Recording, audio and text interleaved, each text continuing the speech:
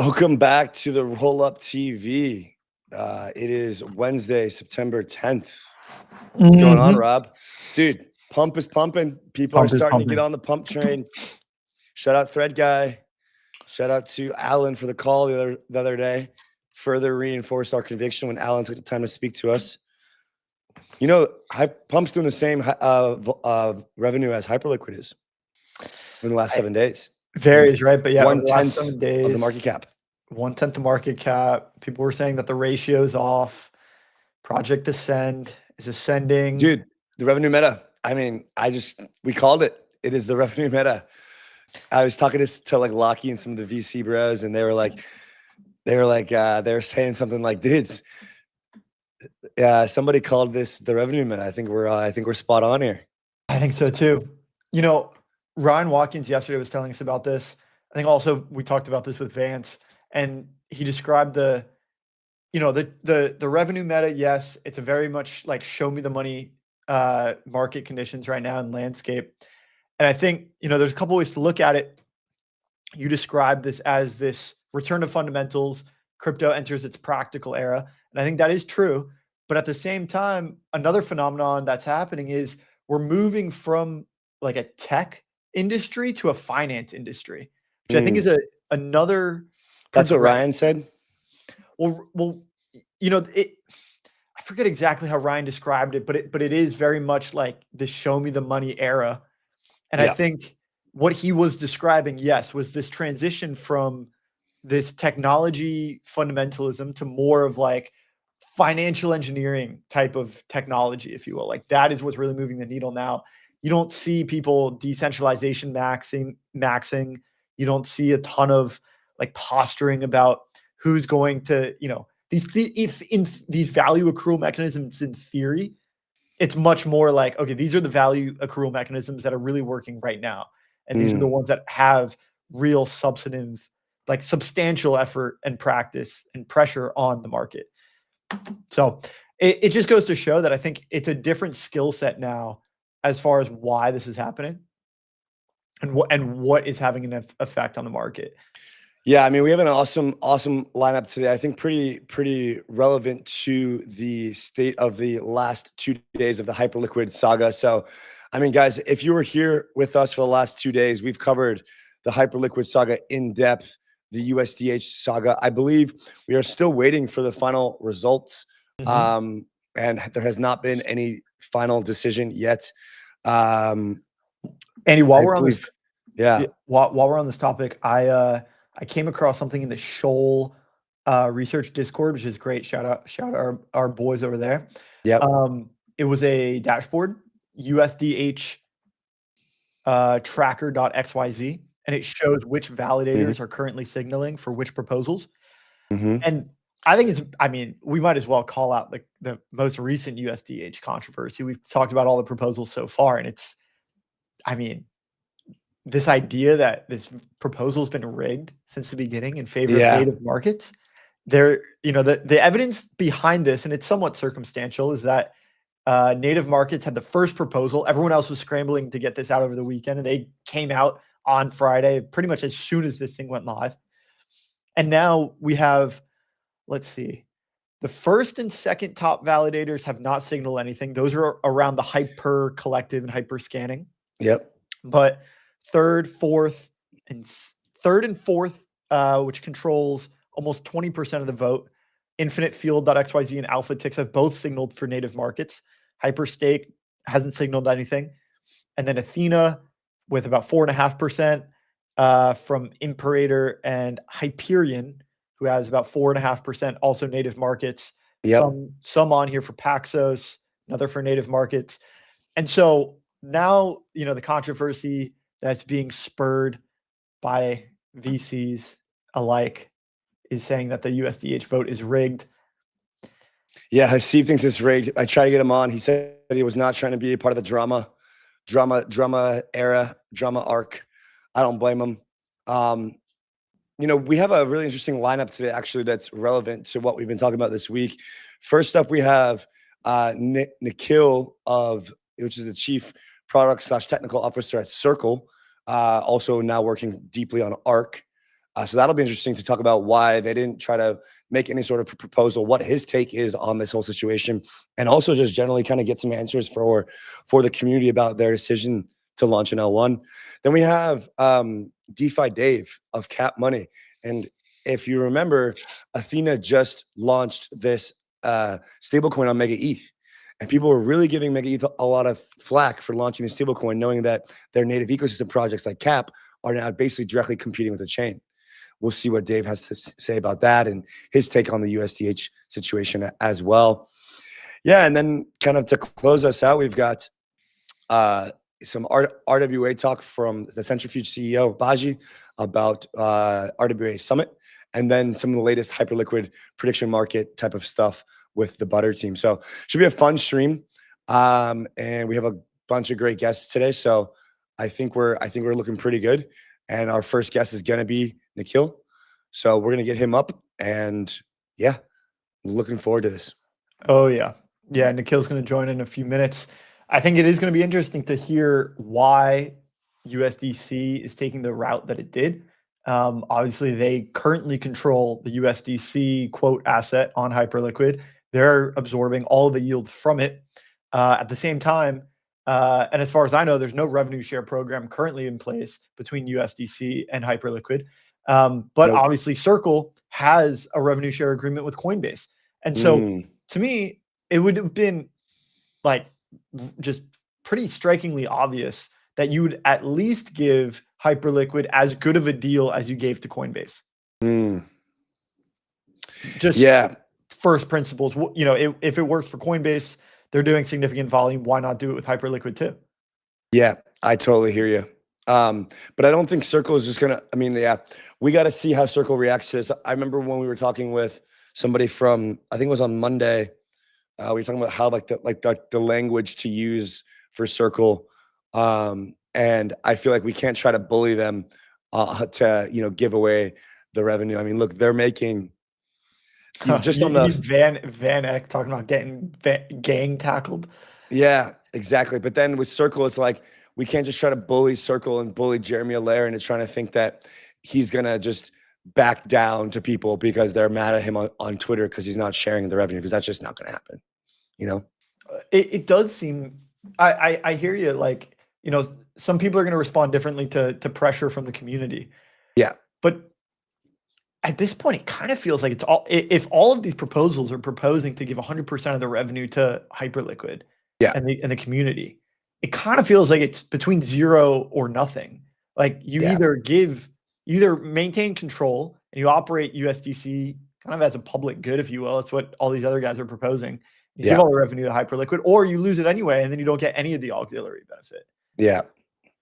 I mean, look, I think that regardless of who wins this ticker, I don't think it's going to be a massive, like, I don't think it's going to end the battle to be the main ticker, right? Like, I think that there's a world where this is just the start of stablecoins on Hyperliquid, and there's probably going to be a lot more coming out of this. People are all going to want to get into this ecosystem, and I don't blame them.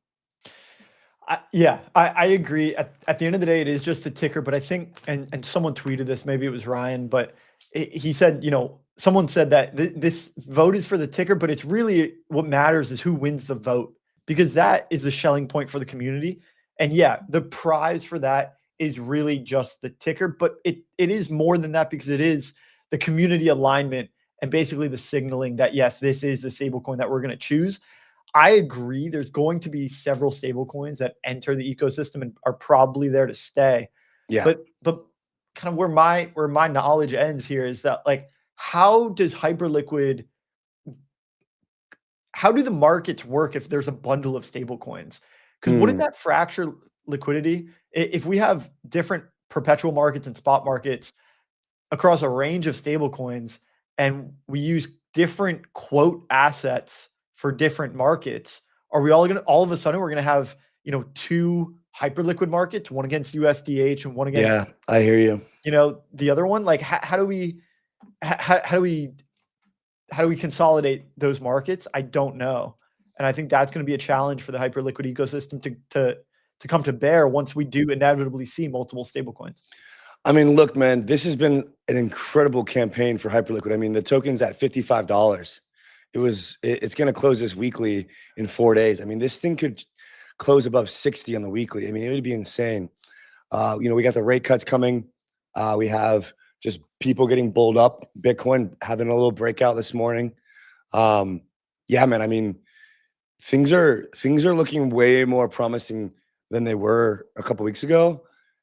But yeah, I mean, it's just this whole pump hype barbell is just so obvious right now, and people are even starting to throw Athena in there. What is Athena doing today? What is the acronym? They're equating to Sol Lune AVAX. Now it's like Hyena. Hypena. There's Pump, Hypena Pump. Yeah. Crazy. Well, I think that Pump is meta. a bit Pump and Hyper kind of in a different category, but Athena is going to end up becoming one of the larger, revenue players of the space. And they have the massive DATs going on as well, which is super, super great. I think one thing that you have to look at is like when we're thinking about buying pressure on these markets, we're looking obviously at the buybacks that could take place on chain via revenue that occurs on chain. But then you also have to take into account all of the ATMs that are happening off chain and all of that equity that's now going to flow in, and kind of take account of both the on-chain capital flowing in as well as the off-chain capital. And in Athena's case, I'm not entirely sure how, when Athena measures their revenue, you may know more than I do when this takes place, how much of that is currently getting back into the market. Maybe we'll have Guy on another time to sort of bring us up to speed on all the mechanisms that are at play there. Yeah, I think so. I think he saw some of those Athena clips that were going pretty viral yesterday. I'm also with the Hyperliquid one, so they're pretty stoked on that.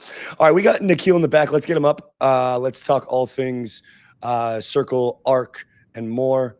Nikhil, good to have you on, and thanks for being here, man. Good to see you guys.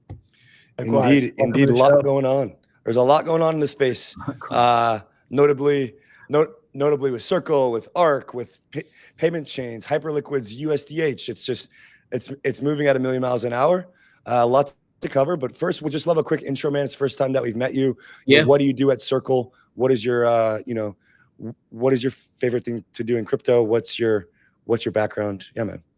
Yeah, I'm happy to spend 2 minutes on it. I am Chief Product and Technology Officer. So in simple words, it means I run the product engineering data teams at Circle. I have been here, this is my 4th year at Circle. So I joined in early 2022. I came to Circle to work on stablecoins because I thought they were the most interesting piece of technology as I was changing jobs. Before this, I was at Meta. If you've ever worn those Ray-Ban sunglasses with cameras in them and audio, that's my project. So I used to run all AR glasses at Meta. And when I was done with that, I wanted to work on something that had more scale. And I think stablecoins were just super interesting because there was nothing that I could obviously see that had that was not going to scale to every internet user. And so it's just like, it was just magical. Like I like things that scale massively. Early in my career, I was at YouTube. I used to run YouTube Music. I used to run YouTube Gaming. I started a lot of those projects. And again, I love things that are on the internet, off the internet, by the internet. And I think in 2009, when I would tell people we were going to watch games on YouTube, they would be like, why don't they want to just play them? I was like, no, they want to play them and they want to watch them. And so, but that format only exists on the internet. I think if you are offline and you're used to watching cable TV, you don't understand it. You're like, what is this? And so for me, stablecoins are the same. Look, it's a superpower. Anywhere in the world, if you have USDC, you have a dollar bank account. And I think as Americans, we don't quite comprehend how much of a superpower it is. But for the rest of the world, it is a magical experience to be able to earn 6% yield on your USDC. So not only can you have a dollar bank account, you can earn dollar yield on your bank account and not pay intermediaries fees. So as a tool of financial empowerment, it's massive. As a tool, as like, hey, this is a massive upgrade to the internet. Like I said, I was at Google in 2005. I've been working on the internet for basically my whole career. And so I love the internet. So anything that makes the internet better, I'm in. So on crypto, like I read the first paper in 2009 when it first came out. I have photographic memory of reading it. I have a master's in computer science. My first distributed systems class was CIS 675 at the Ohio State University, and they teach you about the Byzantine general problem, and you're told it's not solvable. And then this paper comes out in 2009, and all it says is like, look, if you create the right incentives, and within 6 pages, the answer is pretty obvious. And if you're a theorist in distributed systems, you're like, what? That is not possible. And then as like most people are in this space, you sort of like invest in Bitcoin, you sort of buy into Ethereum, you sort of buy into the dream a little bit. And so did I. And yeah, the idea of like Bitcoin was amazing to me. The idea of a world computer was amazing to me. The idea of stablecoins is amazing to me. So I've had a long journey getting here, and I think it's just a really exciting time to be working on it because everybody's now interested in it. Like you said, like it's one thing to be interested in it yourself; it's another to be when everybody else thinks it's a cool idea too. So, pretty fascinating just to see the distributed system problem, like you said. Like it's almost an exercise in patience and practice and seeing it out, and it's probabilistic, right? It works a little bit in theory, and then just over time that answer gets more and more Lindy, and it's like, okay, well, I guess over time that thing actually, this paper is actually right. Yeah, I mean the paper is not obvious at all. When you first read it, you're like, it's not supposed to work, and like Bitcoin is not supposed to work, and then it just worked, and then it kept working, and then at every time you would like wonder, you're like, hey, is it gonna work more, and is this gonna end? And like even today you have people questioning it. So yeah, I mean there is no sound theoretical way of like achieving consensus. You can only do a statistical solution. So here we are. But yeah. Well, Nikhil, there's a lot going on in the stablecoin space on chain right now. You know, just an example from this week, a team, Mega ETH, teamed up with Athena to basically launch the first L2 stablecoin native to a chain. Right. You have this Hyperliquid USDH governance battle ongoing, which Circle is obviously firmly a part of this. And then just in the last 2 weeks, we saw the launch of a lot of these kind of payments chains. So we had quite a few different things to touch on. Notably, one from your side of things is ARC. So yeah. ARC is the Circle payments chain. I'm just curious about the origin of ARC. How long has Circle been working on this? Why was this decided to launch now? Like, how did this whole thing come together? Yeah, listen, like Circle launched USDC 7 years ago. And so in terms of, so if it launched 7 years ago, people working on it 2 years prior to that. And so just in terms of like thinking about stablecoin finance, Circle has been thinking about it for close to a decade. The company itself is 12 years old, but thinking about stablecoins is almost a decade old. In all of that time, there were many discussions about like whether Circle should have an L1 or an L2 for that matter. And like the timing never felt right because look, we're a customer-focused company. Like we want to make sure that our customers are getting what they want from us. With the passage of Genius, I think it is a particular moment in time. I think we are about to see a significant rewrite of financial infrastructure around the world. And so we were like, all right, like if we want like all of this financial infrastructure rewritten, what do we need? And I'll give you just a small example. Last year, we were onboarding a partner with 10 million wallets, and this was a large partner. And we went to a public chain, and the cost for doing that for us was like over $100 million. And so we didn't know what to do, and like eventually we sort of like struck a deal with the foundation, and like, you know, we'll keep, I won't name names, but like it was just a incredibly difficult thing to do. And so now if we are to say like, look, there's going to be this massive rewrite of this financial infrastructure, and we have to onboard, let's not say 5.5 billion people who are on the internet, but let's just say 1 billion people on the internet. What do we need? And so we think we need 3 things. We need like payment finality, right? Like, so we need like the ability to say like, look, if I make a payment to you, it's done. And we would like to achieve that payment finality in less than a second, ideally. We want to make sure that gas is payable in a stable coin, and we're starting with USDC. And saying like, look, you don't have to rely on like variable token values to sort of like for gas payment. And the third thing is we need configurable privacy. And so configurable privacy, because most people are very uncomfortable with the idea that their wallet balances are fully visible to everybody on chain. The fact that they're transacting with other people are fully visible. How much they're transacting is fully visible. So if you want to bring on big B2B flows, consumer flows, even, like, I'm sure both of you don't want the world to know, like, you know, what your bank balances are, and like your custodian is giving that benefit to you. So how do we solve all of that? And so for these, I mean, those 3 things, those 3 features being core, and then the timing, like, you know, is like, look, it's the same thing you've said, which is there's all of this activity in the market and there is a lot of interest, and that interest makes sense. I don't think it is fraught, because everybody understands, like, if you are a developer today trying to start a new app, and it's going to be a financial services app, A, you can build on stablecoins and you can skip a bunch of steps, and then B, you can now go after a global audience, right? Like, so if you are a user, and the user benefits, because if you're a user any part of the world, now all you need is a browser. So 5 billion users can now access the same financial services that you and I can sort of experience sitting in the United States. So that is just such a powerful thing.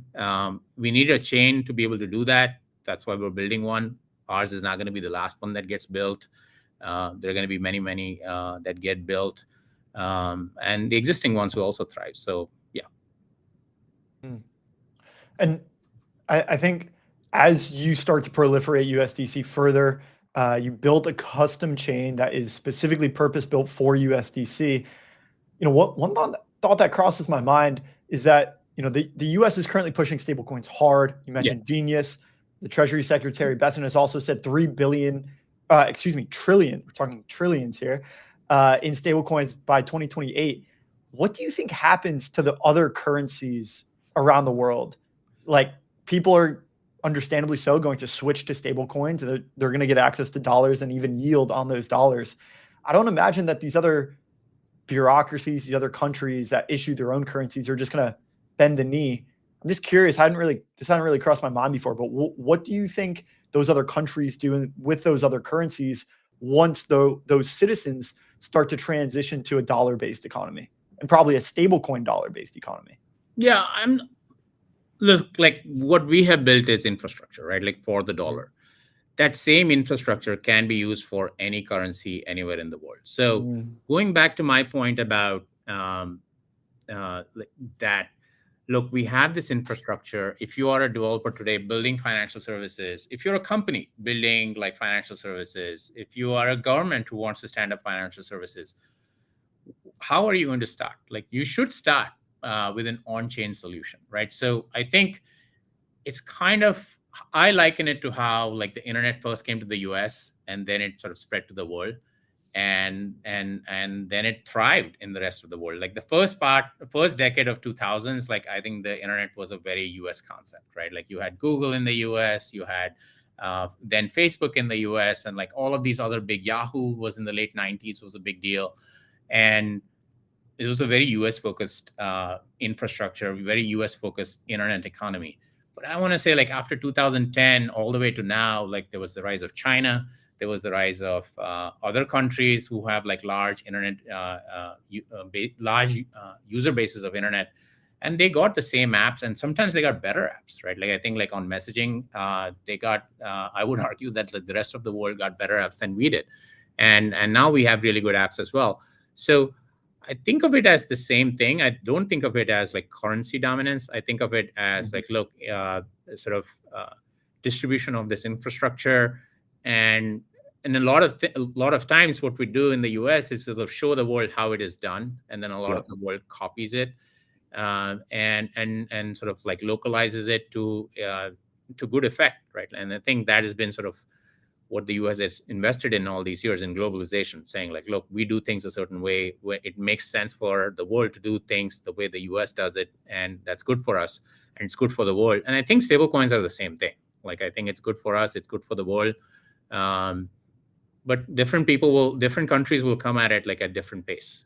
And maybe Scott Bessent's right that, like, we will have 3 trillion in like stablecoin money, but look, there's M2 supply, which is north of 20 trillion. Yeah. So I think like it's still a small percentage of like the dollars in the world, right? Like, and so I think we have a long way to go. I think we're in like 99 internet or 2002 internet, and like trying to imagine the future, and it's very hard to imagine 2025. Right. And so there's just no way. Yeah, and I appreciate that kind of connection to your previous experience, building out a lot of the internet, just early stage things from YouTube all the way through into now internet money. When you've now that we understand like the global scale of what's possible here with stablecoins, I think that the entire world has really woken up to that. I'd like to draw a couple parallels to your work in the previous era, let's call it Web 2, into the current era, where right now there's a lot of pushback from Ethereum people as to why these payment chains didn't launch as L2s, why they launched as L1s. And so I'm curious if you can draw any parallels to the early internet days where network effects or the way that certain things were built out or decided had a lasting impact on the future of certain companies or entities, or really just, answer the question of why build ARK as an L1 and not as an L2 on Ethereum? We can do both. Like, so maybe I'll start with the analogy, and I don't think we have to go all the way back to like early Web 2 days. I think we can just look at GPUs and CPUs and AI workloads. You can run a matrix multiplication on a CPU. But like over the last like 5 years, 7 years, we have like realized that running those computations on GPU is much more valuable. It's much more efficient, and so you can argue that like we were running these computations on CPUs before, and then we created like these very custom architectures for like AI computation, which is why NVIDIA is such a big company. Google has TPUs. There are other sort of like ARM has an architecture in the market. So as markets mature, like markets do start off like building something that totally horizontal, like and I think it may be the case that that we started off in chains being like completely horizontal. Look, the chains are like Turing complete. You can run any computer program on it. But when you look at payments, you have like these specific needs around like payment finality. Your users don't want to hold a native token that have variability in price, and they are looking for that configurable privacy. So we don't think we can get those things by going down an L2 path. And that's why we're building an L1. We hold like a lot of our USDC is on Ethereum. So I think it would be impractical for us to not support the Ethereum ecosystem. It would be the similar case for the other chains, including Solana and others. Like, there is a ton of USDC on these chains. We connect these chains using what we call CCTP, which is our native bridge for moving USDC across these chains. Every new chain we launch, we connect onto CCTP. And so I think we cannot I don't think the growth of our chain can come at the cost of like harm to USDC, right? Like, it has to be accretive. And I think that's our challenge, is to do that and do that well. And so I think we chose an L1 architecture because of technical choices. Like, I think those technical choices most people will agree with. I think we should expect more custom chains based on use cases, just likening to like what happened in the past. Like, look, you have custom architectures that do get built out. And then, and just because we've done a custom investment doesn't mean that we will not keep investing in the existing ecosystem. And we have good incentives to do that, is all I'm trying to point out. Like, even if you don't believe me, you should look at my incentives. We're in crypto. So you should look at my incentives as well. Like, our existing distribution is north of $70 billion, and that is, none of that is on any Circle chain. Yeah. Just a quick one there for you from our last 2 days on the show has been very Hyperliquid, USDH special kind of oriented. But USDC is not yet native on Hyperliquid, but has been argued by some very strong community members that, USDC has been live on chains like, natively on chains like Cardano, or chains like Hedera, or chains like Ripple, or kind of chains that perhaps have a lot less current, action on them, for lack of a better term. What is the ETA? What is the ETA on native USDC on Hyperliquid? So we announced it in July, right? Like, we said, like, hey, we're going to bring USDC native on Hyper EVM. And we'll also connect it to CCTP v2, which is the fast CCTP. It's going to be soon. I cannot give you an exact date because I don't want to put a gun to the head of my engineers. But look, it's going to be soon. We've been working with the teams. We understand there is eagerness. We announced in July. So we announced in July because we had a plan. And so we've always had a plan, and we'll get it out. So you don't feel threatened by this USDH situation? Look, it's a new situation. I don't think it affects USDC. That's my take. And the situation is constantly evolving, and it is hard to follow fully 100%. So far, my assessment is USDH will be a thing, right? Like, it'll go to boat and it'll be a thing. I don't think it is consequential to the way USDC operates in the Hype ecosystem. Got it. Maybe just more generally, could you explain why native USDC is so important to any ecosystem? In Hyperliquid specifically right now, it's going through the Arbitrum bridge contract to ultimately get to Hyperliquid. At least that's how it was working. How do you envision it working going forward once native USDC is implemented? If you are somebody who is deploying a lot of capital, right, like on any chain for that matter, you're worried, you're calculating your risk, right? So you're assigning a risk score to that investment. And from every capital allocator that we have talked to, bridge risk is significant to them, right? Like, so it is non-trivial amount. Like, it's different to sort of just rely on Circle versus rely on Circle and then like the bridge operator. And I'm sure they're good operators on the bridge, but like, it goes into the risk calculus of like whoever is doing the investing on that chain. And so that's why chains want native, right? Like, chains want native for that reason. And then when we do native on the chain, we also connect it to CCTP, right? Like, so if you want to move like liquidity between Ethereum, you want to move liquidity to your chain, like from anywhere, it becomes almost instantaneous. And so for folks who care about their capital efficiency, their capital is not locked on your chain, right? So then they're more likely to deploy capital on your chain. So reducing risk, making it so that capital can move to it very, very easily. And then like, I think like those are the main reasons folks care about. And like, then remember, we also have like all the off-chain on-off ramps. So when we do like a native implementation on a chain, you can send money to a bank account and you can get USDC on that chain. And so that is massive. I think that is one of the most difficult things to do. And you can do that, at least with Circle, you can do it in like the countries around the world. Like, you can do it in Singapore, you can do it in Brazil, you can do it in the EU, you can do it in the US, and there are more countries that you can do it in. So if you're going and trying to boot up a real marketplace on your chain, and you need liquidity and you need good rails, and so having a bridge on Arbitrum is not enough to be able to do that. Or having a bridge, it's a great way to start. It's a great way to get scale. It's a great way to like go build your application and make it and get users.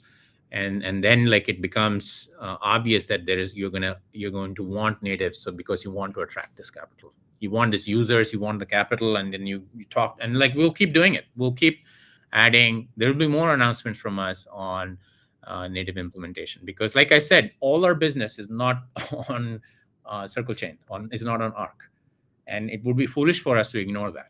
Yeah, Nikhil, I'm curious what your perspective is on the broader stable chain landscape, right? Like there's a number that come to mind. You got like the more tether oriented ones, Plasma Stable. Then you've got Arc, obviously oriented around Circle. And then you've got Tempo with Stripe. And then even rumors that Google is coming out with its own kind of L1 chain. When you look at this landscape, do you see these things as having geographical distribution edges?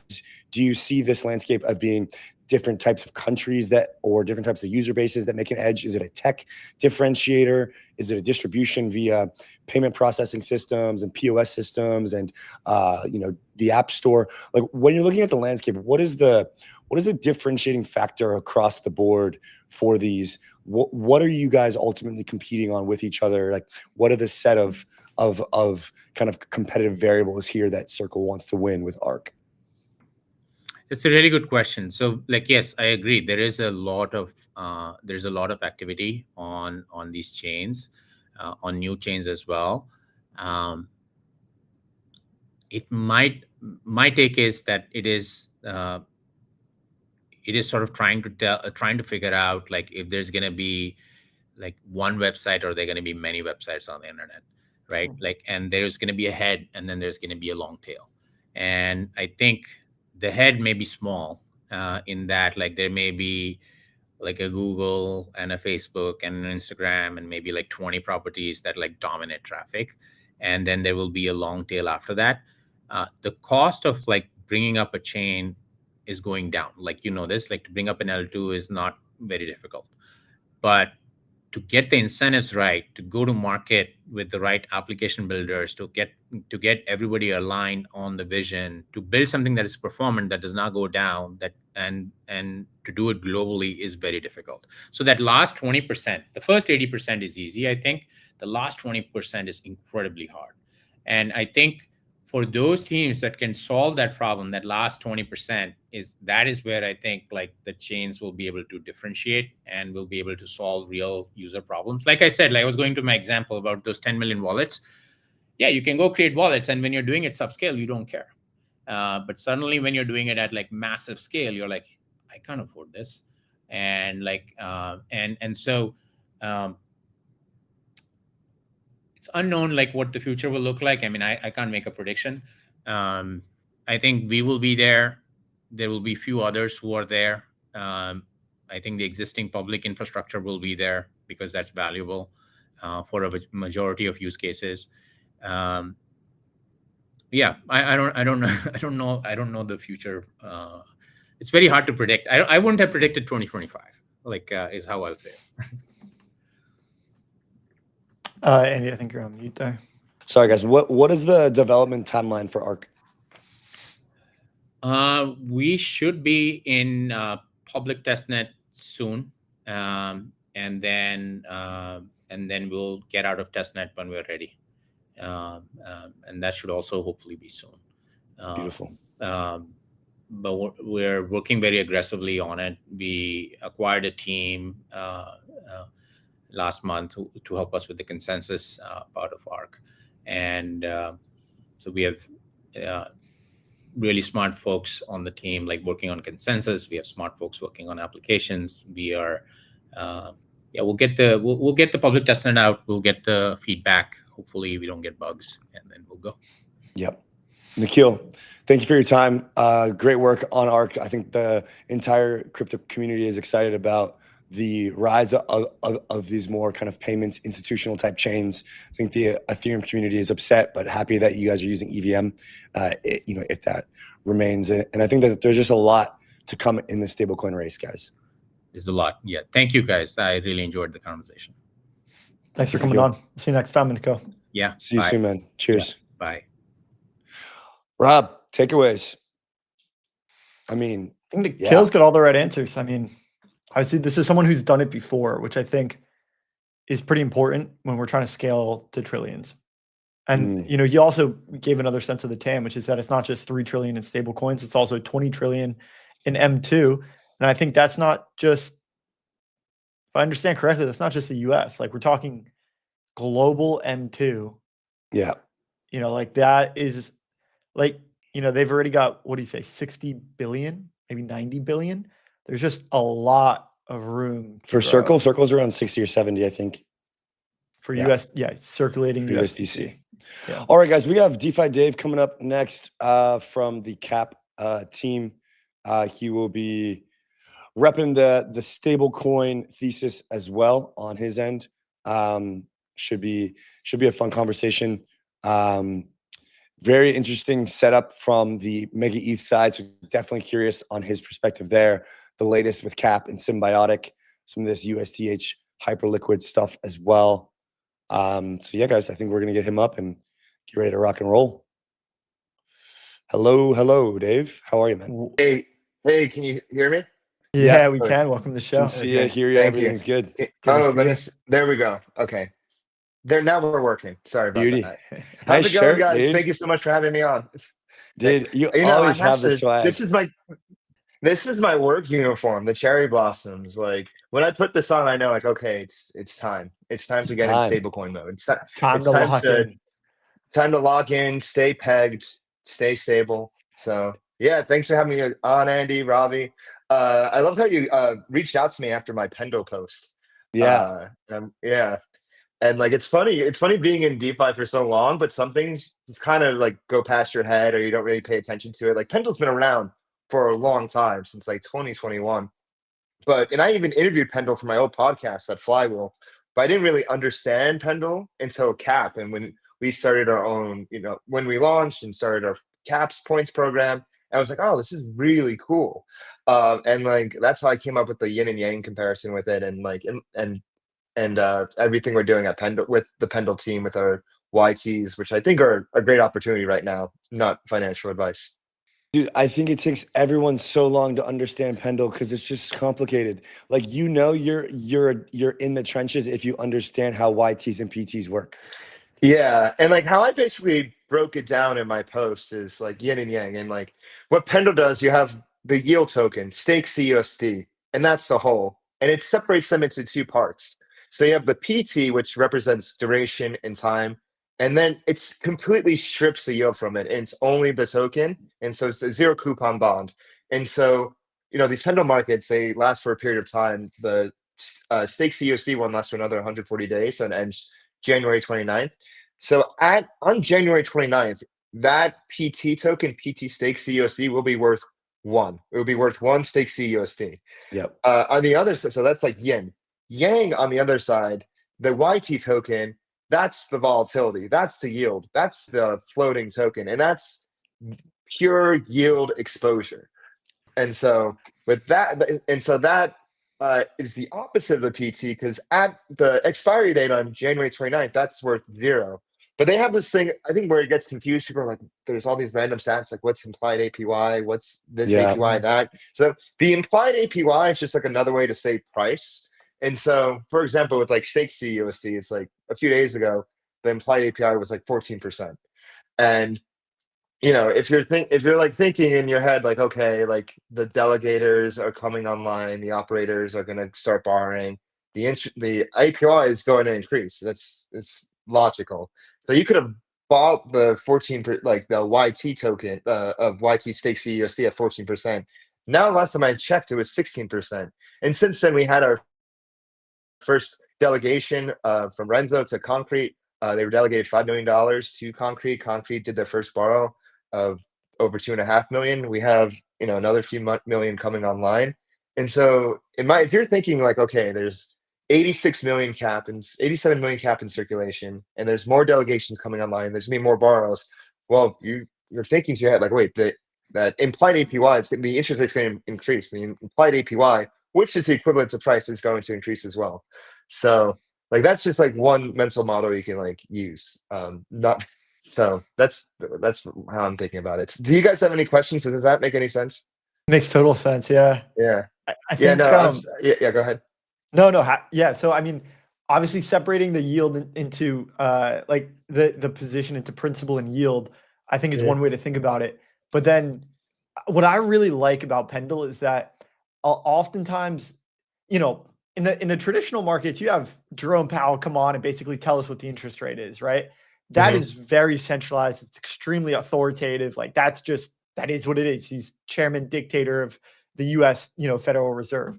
But in this on-chain economy, there is no chairman dictator. Like Vitalik could come out and say, what he thinks the interest rate should be on stablecoins, but no one's there. It's such a diverse ecosystem, and Pendle does probably one of the best jobs at creating a robust market around interest rates to not just between supply and borrow flows like Aave, but to allow people to actually speculate on interest rates and create derivatives based on what is a very fundamental thing in any economy, including the on-chain economy. And not just interest rates, but points as well. It took me it's a tiny bit longer to get like how the points speculation worked. Like for caps, it's basically a super leveraged bet. If you just want pure like points exposure or caps exposure, you buy the YTC USD. So let's say this is like ideal for like, let's say you have like a small amount of capital or like $50 or $100, $500 or whatever. And you just like want you know what you want. You just want caps. So like you bought, instead of just holding like CUSD, which is, let's say you have $500 of caps, you hold $500 worth of CUSD, and that's 5,000 points. Well, let's say you take that same $500 and buy $12,000 worth of YTCUSD. Well, that YTCUSD is at 20x caps, and that is 240,000 points or caps a day, and you subtract the 5,000 points. So for that same $500, you're getting 5,000 caps. You can actually get 235,000 caps of exposure a day. So it's when you like work out the math of it, if it's really crazy. So that's like, if obviously like it comes with its risk and stuff, and that's why like I saying like use like small amounts, but it's like a whole different. It's like a different way. Like this is how people have been playing points for the past few years actually. So that's another way to look at it. Yeah, it's evolved so much that it used to just be easy points. Well, it used to be liquidity mining, right? With the DJ Spartan era, there was no points. It was just put your money up and pool two. And then we got to points, and now we have like these exotic derivatives of the points and such. And it's it's just evolved and gotten more and more sophisticated, which I think has just made it harder. Well, it's just made like you have to have an edge, and you have to have like a process and a system. Yeah, exactly. And Robbie, I love what you said before. It's like we don't have Jerome Powell telling people like this is what the interest rate is. We, in crypto and in true DeFi, and why we're all here, it's we don't have people, we have protocols, we have rules, we have definitions, and this is exactly the thinking we have behind Cap, and exactly the thinking of how we build Cap, how we structure Cap, how we place the different actors within the Cap protocol. Because we know that people are infallible. People make mistakes. People are prone to conflict of interest, whether it's or people. I mean, look at all the things that happened last cycle with 3AC blowing up, FTX on this, all that. It's like we shouldn't trust people. We should rely just on protocols and rules that we all voluntarily act into. Yeah, and when it's all on chain, we can see the incentives. Exactly. Yeah, it's incentives all the way down. You show me incentive, I'll show you an outcome. Well, on that note, Dave, I have a bit more of an interesting question, I think, with regards to Cap's setup within the Mega ETH ecosystem. We saw Mega ETH launch this USDM product with Athena, I guess yesterday or the day before. And I just saw a lot of chatter on the timeline about how, there's just Mega ETH is competing with its own native stablecoin Cap. Why do they keep doing this? GTE left for this reason. It's just a lot of FUD. What is your brutally honest take about this USDM product in relation to Cap Money and to the Mega ETH ecosystem? When you first saw this news, what was your reaction? Yeah, so Cap has always been a layer on top of these payment stablecoins, these payment genius compliant stablecoins. So think Tether, USDC, and USD TV, such as what they're using. And so they wanted a very specific product. Cap is very different in its DNA and makeup. And so they went ahead and got their own T-bill. I call it T-bill payment stablecoin. And the plan is in the future, and this has been said by Bread Guy, this has been said by Benjamin, in the future, like USDM will be used as collateral to plug in to the cap system and be lent out in the whole protocol and whatnot. So, we're just like we've launched. We're just focusing on building and growing on mainnet. And so it's a layer on top of USDM. So you don't feel that it's like adding competitive pressures? It's like additive to the entire ecosystem. Yeah, more liquidity. Yeah, there's like more stables, more liquidity. So Maybe we should have started with this, but could you just give a more holistic overview of like what is cap? Like yes, from first principles, and where you guys are at as well. Because it's like of course. So cap, we are a yield-bearing stablecoin, and we use restaking as a primitive to allocate capital to yield generators and also protect users from downside risk. So so how I like to map out the system is you have three main actors within the cap protocol. You have users who mint the stablecoin CUSD. You have operators, these are market makers, trading shops. So think IMC, flow traders. We have all our operators listed on our website. We outsource yield generation to them, and they generate yield for our protocol. And then you have restakers, so think Symbiotic, Eigenlayer, and the protocols that build on top of them, like Renzo, EtherFi, Kelp, and whatnot. The restakers, they underwrite the entire system. And so to go over the flow of this, operators and restakers, they'll come to an agreement. The operator, the market maker will be like, hey, this is who we are. This is our strategy. The restaker would do due diligence, whether it's themselves or a different party.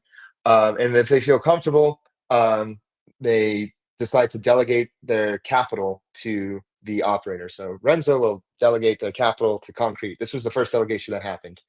And so that delegation acts as collateral for the operator to access the cap protocol. So the restaker's vouching for the operator. So now like the operator goes, like Concrete, they go and they're able to borrow the USDC that's underlying the cap protocol. And they go, they execute their strategy, they pay back the protocol for the loan, they pay premium fees to the restakers. And the reason why these operators love cap so much and they've all invested in our protocol and they're all participating in our protocol is because they're able to access the underlying collateral in the cap protocol without any cost of capital. Because remember, it's the restaker. They vouch for them. All they have to do is perform the strategy and perform it well, pay everyone back. And they get to grow their book without any friction, without any cost of capital. So they love it for that reason. Restakers love us because I like to say that PMF, the restaking is yield. We give them like an actual sustainable yield source beyond just farming. And then users love us for two reasons. One, you as a user, you don't have to worry about like, oh, is this strategy, what's the time limit for the strategy? Is it going to underperform? Yes or no? Like, you're always going to be getting the best strategy because you have operators competing for that underlying collateral basket that's backing CUSD. And so maybe some operators are better in a bull market. Maybe some have like a better bear strategy. Maybe somebody sees an opportunity for a week, maybe for a month, maybe for a year. But we can't make a stablecoin that has an opportunity for just a month. But they can all plug into the cap protocol as long as they have a delegation and execute that strategy. And it's the users that benefit from it. So there's always going to be high competition and high performance there. And then the second reason I think is the most important is that they're 100% protected from downside risk. And this is huge because, like I said at the beginning of the podcast, we've been through like 3AC, we've been through FTX, how everybody on the cap team are all DeFi veterans. Like I've was with Frax and with Dinero and Gelato. Ben founded Cheetah. We have all the DeFi devs with us. We've seen bridge hacks, we've seen DPEGs, we've seen it all. And so we're tired of that. We want to do something about it. And so that's why we all came together to help to create cap. And let's say like something does happen, like let's say an operator runs off or whatever. Remember, it's the restaker that delegated and vouched for them. So it's the restaker that gets slashed, and that whatever gets slashed, like the ETH or BTC that gets slashed, if they restaked, that gets like sold back into USDC and put back into the protocol, and users don't have to worry. So I like to think of it as like a on-chain commercial FDIC in a way. And like, you know how the FDIC like kind of protects, they do protect every US bank depositor up to $250,000. It's similar. It's not the same as that. It's definitely not the same as that, but it's quite similar. It's a similar in action. And so so users are always 100% protected from downside risk in that regard. And this is the first stablecoin of its time. We call it a Type 3 stablecoin. And it's pretty fucking cool. And that's why I'm pretty excited about it. And so far, we launched 3 weeks ago. We launched August 18th. We were the fastest stablecoin to get to 60 million in circulation in under 22 hours.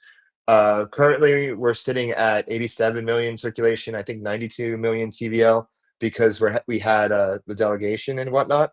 And so we're growing. More opportunities are coming for people to earn caps or loop their yield. So we had our Morpho pool launch, so people can loop there. Euler is launching imminently. It's launching this week. And so like people could go loop their stake CUSD and PTC USDs and whatnot. And of course Pendle. And so now we've kind of come full circle. So that's cap, no cap. Yeah. And I'm curious, what is your like max bull case for cap? Like in a world 3 years from now, stablecoins expand in total supply to multiple trillions on chain. What is cap's? Where is cap in that world? I think cap is one of the preeminent stablecoins out there, for sure. I think you see, I mean, stablecoins in 3 years, we're probably gonna see in the trillions, and I think with cap, you're gonna see in the tens of billions, honestly. If stablecoins reach like trillions of dollars, which they at this rate they will, especially with the Genius Act passing, and like all the stablecoins that are going to come online, I think stablecoins are just going to be another layer in our daily life, generally speaking, and people aren't going to notice the protocols under it in the same way you don't notice the protocols of the internet. So and I think cap will, like I said in the beginning, cap is this yield-bearing stablecoin, and we actually wrote in our doc something called like a singleness of money. And so you're gonna have all these different payment stablecoins out there, and they're all gonna have like a different distribution angle, this and that. And you're already seeing that. You're seeing like PYUSD, you're seeing like Stripe, you're seeing MetaMask, like everyone's coming out with their own stablecoin. But cap will be this layer on top that will aggregate all those stablecoins into one collateral basket. And because of the way cap's constructed as a PSM, they'll all be interchangeable with each other. Operators can like come in, choose their stablecoin of choice, like run their strategy with it. And so I think cap is the great uniter of stablecoins. People think like, oh, there's too many stablecoins being fractured. Like, well, cap's going to unite them all. Yeah. I'm curious if you guys have a stance on the Hyperliquid saga that's been ongoing, either your personal stance or just from cap's perspective. You know that meme? Like, I think I speak for both myself and cap, the meme, because like I said, we're yield-bearing stablecoins, so we're not trying to play the Hyperliquid game. So it's kind of like the meme of the two girls fighting and the guy smoking the dab. bomb. Yeah, that's the dab. Yeah. So we're hitting the dab, just watching. I think it's really fascinating, the whole saga. I think like what's great about this, and I actually had a call earlier with a friend who had like a lot of questions about payment stablecoins and what they can provide. Like, this is great information, intel, and intelligence if you're trying to learn about stablecoin offerings, especially payment stablecoin offerings. Well, if you have all the Hyperliquid proposals right there, and if you want your stablecoin education of like how stablecoins work, like how their backing works, how each one thinks about distribution, how they're executing distribution, you should just read all these proposals. So I think it's really cool in that regard. Second, I think it just shows like how much mind share, and not just mind share, but like actual weight that Hyperliquid has. I think the real winner of all this is Hyperliquid, because everyone's talking about them. And you have a winning protocol when people are fighting over you. And you just like look at the Hype price. I think Hype went up to like $55 since. Think about when this whole thing started to like where it is now. Yeah, Hyperliquid's been more up because like, oh shit, people actually care so much about. They care about the outcome. So it's funny, like we had the curve wars like 3 years. I tweeted this. We had the curve wars 3 years ago. And it was like a way different type of battle.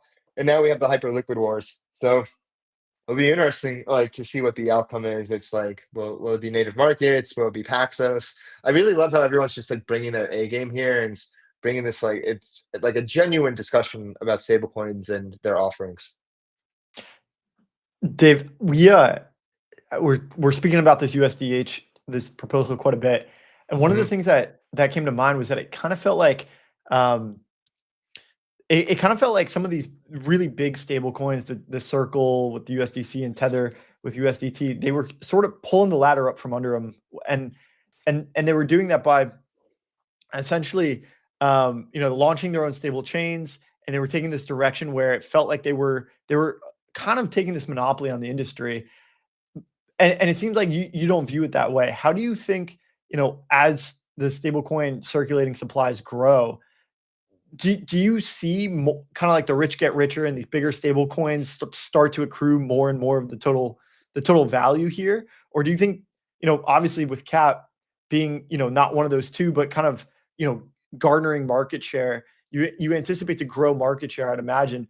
How do you view the competitive landscape with stable coins? And maybe you could explain a little bit more how you unite the stable coins that are out there now. How do I view the competitive landscape of stablecoins? I kind of split stablecoins into two different categories. I mean, I do. You have distribution, payment, settlement stablecoins, and then more infrastructure yield-bearing stablecoins. So you have the payment stablecoins, and this is like USDC, USDT, Paxos, Agora, everyone. They're like kind of all competing to be that, point of sale. And let me go back. What makes these payment stablecoins? Well, they have treasuries backing them. They have some connections to the real world. There was just legislation passed with the Genius Act about them. And so that's what makes them payment stablecoins. And I feel like they're all kind of like fighting the same battle. And obviously like Lindy has a lot to do, and like just surviving has a lot to do with success. And so Tether has been around for 11 years. USDC has been around for since 2017. I think why each one of them succeeded to the level that they have succeeded is they hit some niche really well. And so Tether was the stablecoin for centralized exchanges and centralized exchange settlement. USDC became the stablecoin for DeFi, just ubiquitous in all of DeFi. And so I think for like a stablecoin to succeed, whether it's payment or infrastructure, it has to hit a niche super well, hit it hard, and that niche has to grow, and the stablecoin must scale with it. And so that's what like USDC and USDT has done really well. And so what I'm explaining with Cap, and when I talk about a singleness of money, which I recommend everyone who's curious about this to go to our docs, is you have also each of these different stablecoins are hitting their niches. Like there'll be different ones in the future. Like like PYUSD could PayPal can like turn a switch tomorrow, and every single dollar within PayPal and Venmo is a stablecoin, and then boom, you have like $40 billion worth of stablecoins right there. And it's now top 3 stablecoin in the space. And so each of these stablecoins are going to hit each of their different niches, and you can have operators, performing different yield strategies within those niches of those stablecoins. There's going to need to be a uniting point for everything. And that point will be the Cap protocol. I saw like a few people after one of our announcements say like, oh, like this is after a Renzo Concrete announcement, like this is what Cap is, like some nice TLDRs. And one guy put it very nicely, like Cap is basically an on-chain prime brokerage. And so we're like helping facilitate all these deals, basically all these deals and agreements in a cryptic, economic, guaranteed, trustless, sovereign manner. And everyone's protected with restaking. I got one more follow-up for you, which is kind of a follow-up on the last one, which remember the second part of this question, which is that these really big, stable coins are potentially more favorable in low rate environment because, as I see it, you kind of have this idea that stable coins are growing to the trillions, and there's a ton of support and a ton of adoption, but we're also entering this rate cut environment.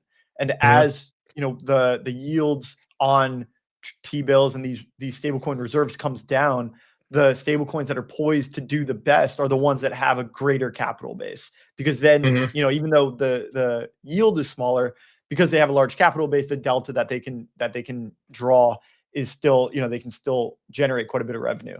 So as rates are being cut, and I think we're certainly ahead of a 25 basis point cut, maybe even a 50 basis point cut.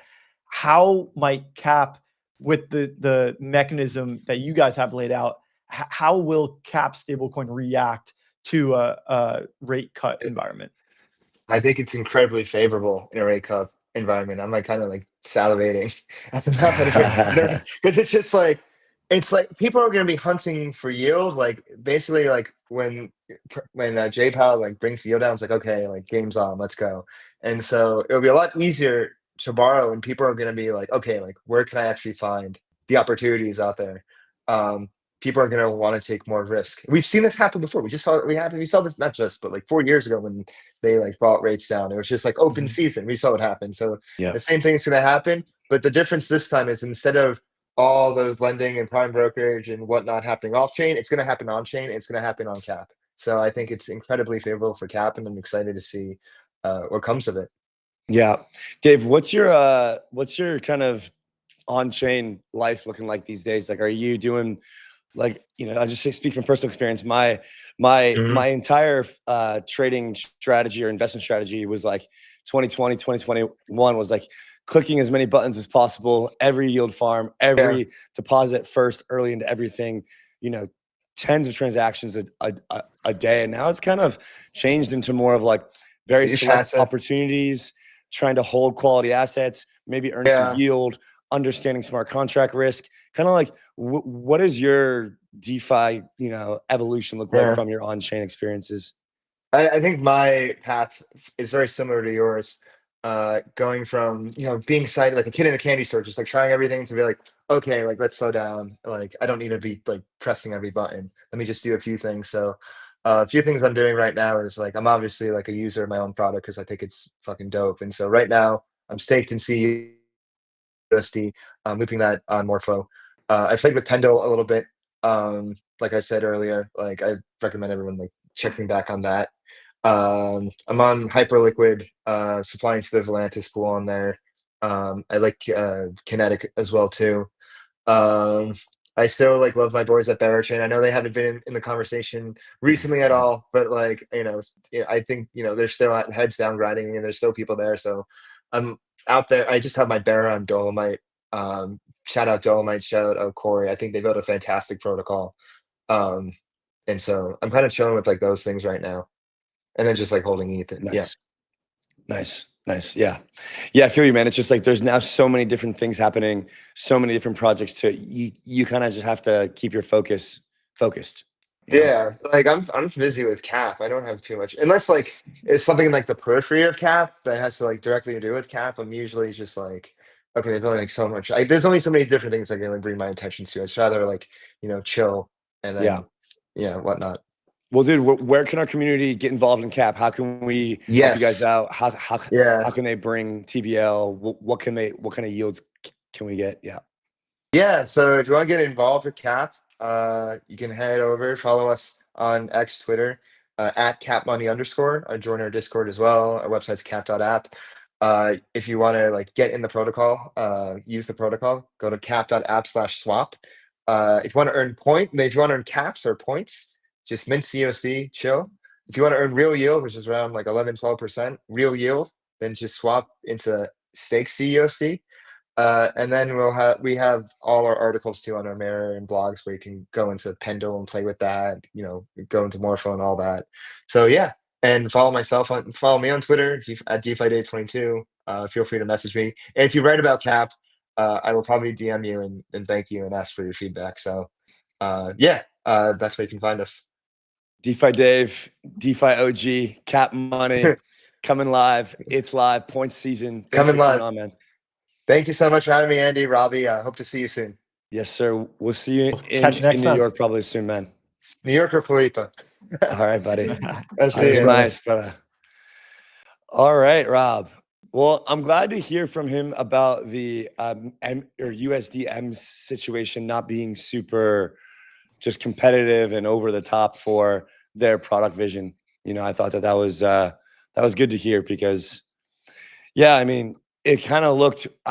People are always fudding on Twitter, but it just looks, it didn't look great. But then again, like this whole Athena stablecoin as a service idea is just crazy. Like, all right, we'll just bring a native stablecoin to your chain, give you a revenue stream. We'll take a little cut of it. It's just, it's a pretty damn good offer.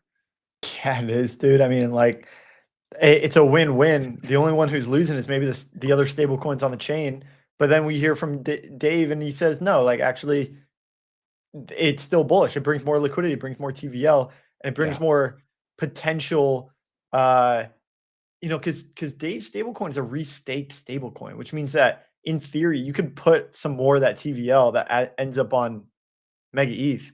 You could go and you could restake that, and it would add to the collateral base on Mega ETH, and as part of it would add to the collateral base of Cap. So I think he's onto something about how they are able to unite stable coins. Yeah. No, I mean, look, I'm excited for it. If we would have got our echo up quickly enough with all the verification stuff, we would have done an echo round for it, but that's all good. We've kind of paused on that front anyhow. People are still joining that group aggressively. We'll get it going again at some point. We got to just wait till things settle down a bit. Yeah. But yeah, up next, we got Baji Illuminati, the CEO at Centrifuge. They have RWA Summit coming up next week in New York City. We'll get to the inside on that. Stoked on that. Let's go RWA Summit. And I gotta say, Illuminati is a wild last name. I was almost gonna ask her about it, but I was like, I don't know if that's appropriate. Is that awful? Yeah. But dude, this should be a good one, right? I mean, we're leaning into this RWA kind of institutional tokenization work on the show. Haven't had Baji on before, but looking forward to it. And man, the timeline is just absolutely in shambles right now about this assassination. Yeah, are we in a position to cover that right now? I don't think so, man. That's crazy, dude. But yeah, it's just it's all over the timeline. It's yeah, I guess he's not dead yet. Man, and the ability for the videos to be so like that girl getting stabbed and then now Charlie, it's just like it's just crazy how we have video of all this. I mean, this is social media era. Yeah, it is an old guy that shot him. I think there's a conversation to be had. I mean, there's crazy rhetoric getting thrown around. I think. Yeah, I mean, I'm just gonna stick to crypto, man. Yeah, I don't really have much to say on this. It's just sad. It's extremely sad that social tensions rise. I think I was listening to the All In guys who hosted the All In Summit, and I think they had Tucker Carlson on. Shout out Solana too for putting that together, right? Solana, I think, was the main sponsor of the All In Summit. They had Elon, they had Tucker Carlson, Mark Cuban, just rock star lineup. Kyle Samani did a keynote on internet capital markets. I haven't listened to that yet. They had the CEO of NASDAQ, and obviously there's really interesting things happening between the NASDAQ and was it the SEC? There was a proposal that went through about bringing more capital formation on chain. And Solana is at the center of it. So there's rumblings afoot. That's it. That's a cool. Yeah. So wait, yeah. What was on the show? I mean, obviously that's a whole thing, but I was listening to Tucker Carlson basically talk about this economic tension leading to social tension. And I think it's just, people are mad. It's not directly people are mad that they can't afford a house, but there's a domino effect to these kinds of things. And it just seems like we're headed in one direction. And if we don't correct course, it's headed for a precarious place. And we just hope that these things resolve themselves peacefully. Because right now, violence is not peaceful, and that's not what we want to see. I think probably a lot more interesting for this stream is a lot of the other things that happened at the All In Summit. What happened at the All In Summit? Well, they had a lot of interesting speakers. Kyle Samani presented on Internet Capital Markets, but I'm actually going to pull up what some of the other ones were because I haven't had a chance to listen to all of them yet. They had Elon Palantir, CEO, and Nice. then the CEO of NASDAQ, Mrs. Friedman, who, and I want to get this other bit of information so I don't mess it up. I think they're working on, let's see.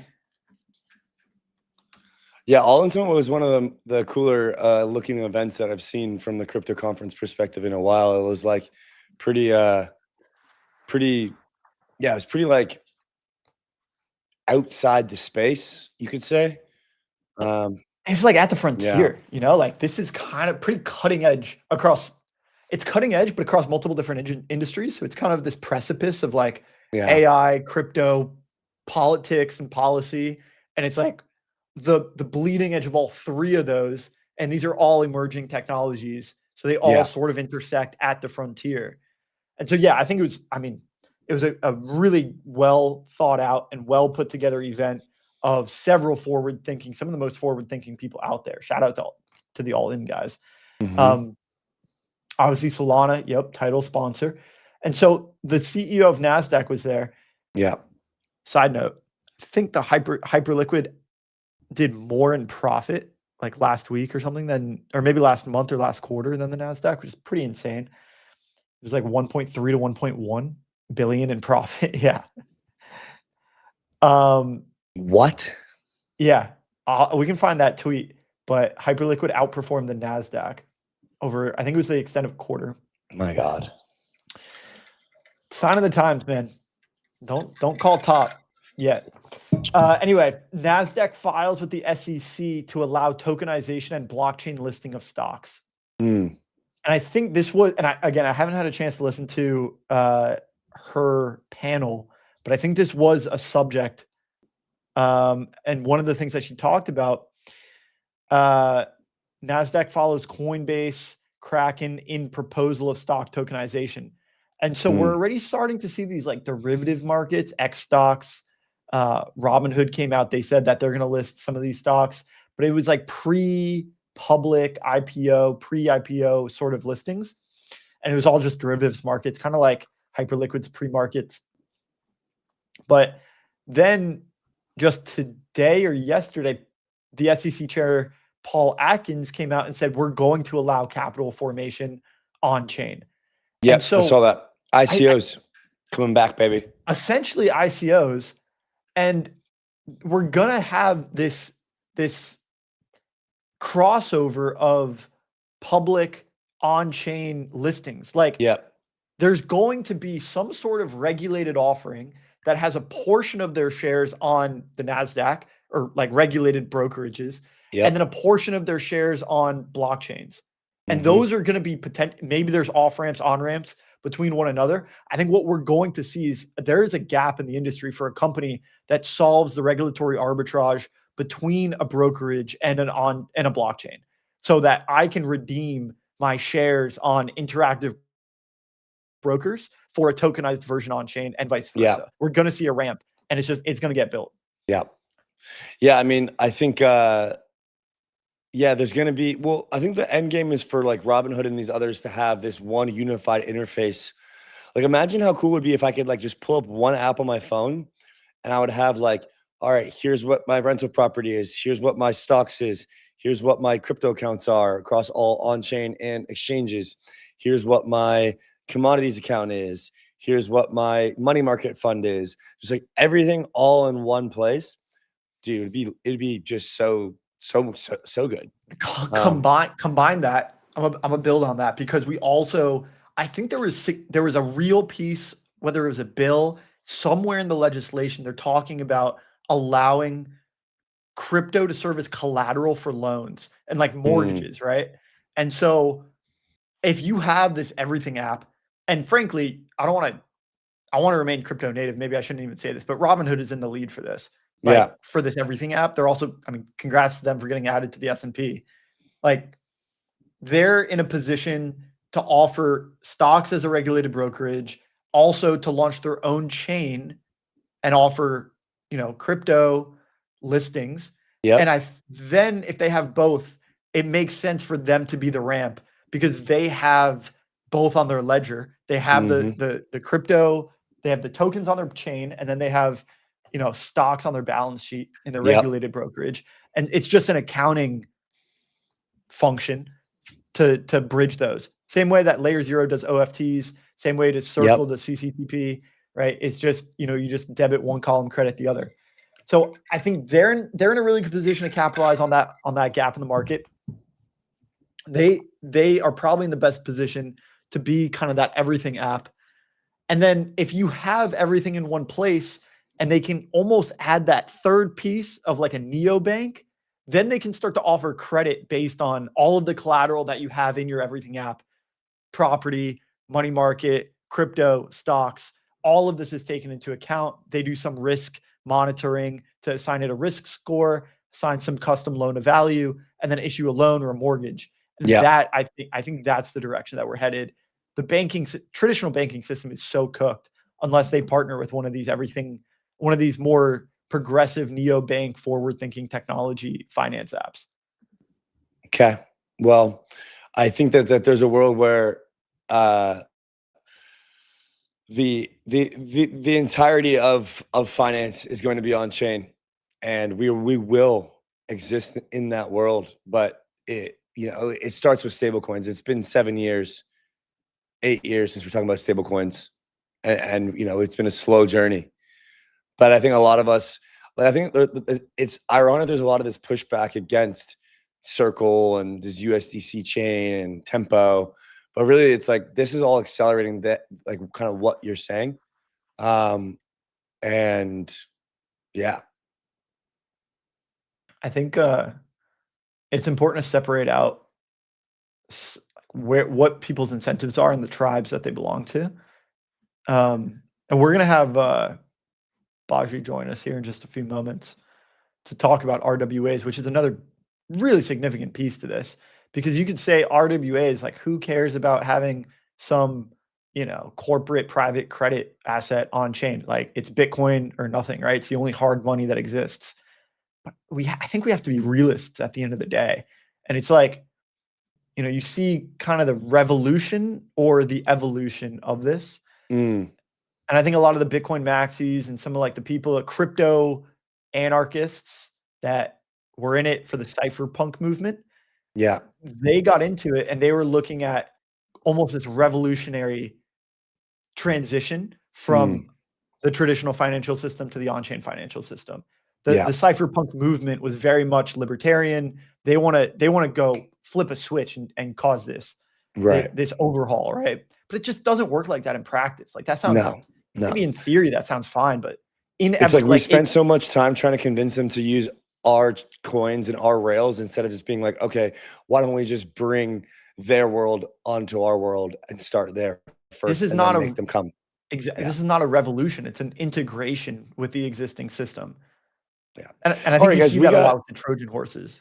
Yeah, we've got Baji, CEO of Centrifuge, ready to come up. RWA Summit is imminent, and the tokenization and RWA mania is pretty much at full force. So, Baji, welcome to the show. Thanks for joining. Hello, so great to be here. Thanks for having me. Thanks for coming on. Congrats on RWA Summit. I know it's coming up. I think it's your first time meeting myself and Rob. Would love to just have a quick intro about yourself, how you got into the space and that type of thing, and kind of what you guys are doing at Centrifuge. And then, we're stoked to hear about our RWA Summit and all the rest. Yeah, there really could be no better time to be hosting the RWA Summit. The number of calls and meetings we've had over the past 2 weeks of, oh shit, we have to change the agenda so that we can talk about this. And now we have to talk about this. And now we have to talk about this. And now we have to make space for NASDAQ to join is really fun and really powerful because we're able to bring together all these folks who are taking different approaches. Is it like a wrap token versus fully on chain, or there's so many different ways that we can address this mania, as you call it. So we're bringing all those people together so that they can hash it out on stage and talk about it live. So it's really, really fun, really exciting. Too bad you guys can't be there, but we'll host many more, and there's always really interesting stuff to talk about. But we'll see you at the next one. Yeah, go ahead. For sure. So me, I'm Baji Illuminati. I'm the CEO of Centrifuge. Stepped into the role earlier this year. Previously, I was on the go-to-market side. So came in to help institutionalize real-world assets and bring the product that we've built and the work that we've done in a very small and narrow community on crypto to the mainstream. So came in early 2023. Bear market, not a lot of activity or excitement or engagement around RWAs, but pretty, later that year is when we saw the inversion of rates shift and T-bills became very interesting. And then we started to see a pull and some product market fit around tokenized treasuries on chain and the relationship that tokenized treasuries and money market funds can have with stablecoins. So really strong and interesting growth there. So the last 3 years, needless to say, have been very interesting for RWAs. And it's really exciting now to see the pieces falling into place, from the institutional readiness to the on-chain allocation and the sophistication of treasury strategies to have RWAs as part of that portfolio, to the regulatory clarity and the work that's happening to create structure and guidelines around how to do tokenized assets in a legal and compliant way. And then to all the builders that are jumping in and that are figuring out the infrastructure and the ecosystem and what needs to happen to actually put the key pieces in place for this industry. So Centrifuge, for those who don't know, we were founded in 2017. So one of the first focused on RWAs, have had quite a evolution of who we are and our journey that maps somewhat to the evolution of the industry. So trying to figure out where that fit is. How do we match supply and demand? How can we, where is there opportunity for tokenizing assets, and where is there demand for actually investing in those assets on chain? So we've started with more private credit, some more esoteric stuff, some real estate, and then more recently have been more focused on the fixed income business. So we have a T-bill product, we have a AAA rated CLO product. We already announced and we're going live with our S&P 500 products. So bringing some equities more on the index side on chain, and then have some private credit and some other products in the pipeline, but really focused now on how are we building for specific use cases and specific demand drivers and opportunities that we're seeing on chain from day one. Yeah. Yeah. I call this crypto's practical era, in the sense that Rob and I were just kind of discussing this, how we had all these different iterations of trying to bring different entities and financial infrastructure partners and players on chain. And a lot of it wasn't meeting them where they are. Like, I think we tried too hard to bring them into our world too aggressively without really meeting them where they are. And I feel that stablecoins had a massive impact on the perception of the space, as well as, a real, set of utilities that matter to, traditional institutions, high net worths, et cetera. When you're kind of thinking about this meeting them where they are landscape for Centrifuge and for RWAs and tokenization, what has been, the place where they are? Where have you met institutions, large players, and brought something to them that is really valuable? I know that you just talked about your, most of your product suite, but I'm curious, like, what are something of the things that you found to be most in demand, and why? Yeah, so one of the challenges we had with adoption in the early days was that when you think about the opportunity for RWAs, there's two paths. There's, right now, a lot of these asset managers and institutions, they see an opportunity to raise assets on chain. So there's all this liquidity that they can tokenize a fund, and they can grow that fund from on-chain capital sources.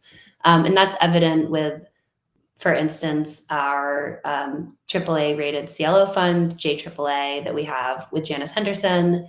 It's top 5 largest ETFs in the US. And it has about 25 billion AUM. And they created a similar strategy with us on chain, and they raised $1 billion at launch. So in the scope of like large successful ETFs, the money that they're raising from on-chain capital sources is meaningful and warrants like structure and strategy around that specific use case. So that's the immediate term. And then the parallel track is the longer term, which is how do we actually implement blockchain technology to make the systems better and faster and cheaper? And how are we streamlining processes and replacing people with smart contracts? And how are we actually fundamentally improving the way that finance operates? And that's the long term.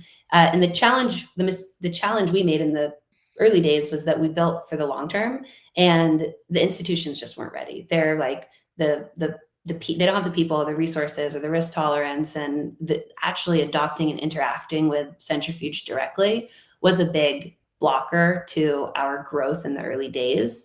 We had some early adopters. We did a really great private credit project with Block Tower Credit, which was 220 million, and got a lot of eyeballs in the early days, had support for Maker, but it's a needle in a haystack where you could get a crypto native credit fund who believes in the vision and they're willing to, eat some costs early on to be an early pioneer. So then what we did recently, and I think how the industry has enabled a lot of adoption over the past 6 to 12 months, is actually like adding a services layer that's more centralized on top of the decentralized infrastructure layer.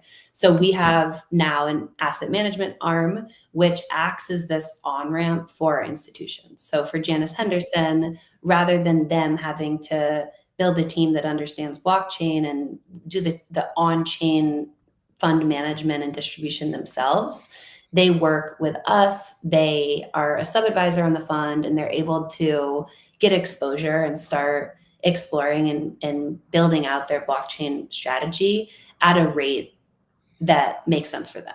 So I think that's part of why we've been able to see this broader adoption from the institutions, is that there's a recognition that in the early days, centralization does have a use case and does provide value. And a lot of these large institutions, like, they need to do due diligence with someone, and they need to get comfortable with it on the legal side, and they need to have a counterparty that they're working with to do that. It feels like we're at this inflection point where early on, the institutions and traditional finance in general they didn't see the value in coming on chain. And it's sort of like we needed to prove why. We need to prove our industry and give them a reason. That has flipped. And now it feels like these institutions are basically they're scrambling and they're pushing each other out of the way to get into the industry. And so I'm curious now, like, you guys have a number of great speakers at the RWA Summit. I'm curious, maybe you can just kind of share, like, what are you most excited about? And, we were talking about before, and it's probably a good segue. You mentioned NASDAQ is now coming on. These are people that we would have dreamed about, a few years ago, getting into the industry, 2017. And now they're coming in and they're talking about tokenizing stocks and essentially spinning up an entire blockchain-based arm of their business. So maybe you could allude to some of the things that you're most excited about, because RWAs is so general. Where do you see the most growth happening? And do you have those people coming to the RWA Summit? Who are the people that you're most excited to host? Yeah, it's been really cool because we did the first RWA Summit in September 2023. And then we have our flagship one in New York every year. So just seeing the makeup of people from 2023 to 2024 to 2025 is a perfect indication of the makeup of the broader industry. So 2023, it was like all DeFi protocols and like really, really struggling to get any TradFi folks in the room. There was one or two, but they were like the skeptics in the room. Last year, we started to see more of a healthy balance, but it was still like very much early adopters. Now there's like a greater shift towards TradFi than there's towards DeFi. Yeah. So now the more work has been outbound to like the right DeFi protocols that we want to ensure are in the room. And then also we had a much easier time getting like, we have the SEC represented and getting more regulatory perspectives as part of the conversation. So that's a good anecdotal proof point of the maturity of the industry, is just based on the makeup that we're seeing of the folks in the room. Some of the conversations that are going to be really interesting. We have a debate with Calidora from Ostium and Carlos from Securitize talking about perps versus tokenization. So she's all about like, you don't actually need to tokenize the asset and have it be on chain. You just need to have a feed to it off chain. He's all about, of course, like it needs to be on chain. Everything should be on chain. So we're trying to create this healthy tension between smart folks who are solving similar problems in different ways and give them the stage to actually hash it out. Similar vein is Robert Leshner is on stage with Robinhood, and they're talking about their respective approaches to how they're bringing tokenized equities on chain. We have a lawyer panel talking about decentralization. So like, is decentralization still important for crypto projects, especially in this intersection of institutional and on-chain? We have the Winklevoss brothers who are joining to talk about what they're doing with Gemini. Nice. So it's actually like, yeah, there's a lot of content, which I personally am really excited to sit down and listen to, because I want to hear this debate on stage. So everything. And then of course we have like all the asset managers who are very early adopters. We have Christine from Apollo, and we have Roger from Franklin Templeton, and we have Janice Henderson, and doing like a segment on just traditional asset management, how you're thinking about bringing funds on chain, and then a specific segment on the ETF business. So from our perspective, we have a very strong leadership team who has a background in ETFs, and our tech really supports funds and indices. So we believe the tokenization industry is like the next incredible evolution of the ETF industry. So I have a couple folks who built the ETF industry who can speak specifically to that. So it's always been important for us to bring every, perspective, whether or not they agree with Centrifuge and the way that we view the opportunity together, and have this be a place where we can really figure out what's broken, like solve things, have the real conversations that are needed to actually move the industry forward. I did not hear any DAT conversations. No treasury company. We have one. Those are, so that's our table stakes now. That's our macro panel, which is DATs and M&As. Nice. And then we've got a Bitcoin panel. We're actually hitting on all the major topics, I think. But like I said, like things are changing so quickly. We don't have we actually do have a couple stablecoin panels. So we have Agora talking. So we don't have Agora against Paxos, and we don't have Hyperliquid, but we still have time. You can just refer people to our previous couple days. We've done Hyperliquid USDH special marathons the last few days. There you go. There you go. I'm also curious to get your perspective on something that we were chatting about just as we were bringing you up on the stream, which is kind of this like conflict or contradiction in crypto culture. You've been around a while in the space, and so you've kind of seen like this cypherpunk attitude in the traditional, or I guess not the traditional space, but the deeper DeFi protocols that have been around a long time. But then you're also going out and you're working on behalf of the space to bring in some of the largest financial institutions that are here. And so how do you balance this contrast? Like, do you ever find yourself at odds with kind of like a internal ideology, or generally, how do you think about bringing some of these people into the space, and how do you describe this world of anonymous characters and dogs and cats that are speaking on the timeline, and Andy's a penguin on the timeline, and like these are people that respected opinions? How do you explain this to the traditional financial world?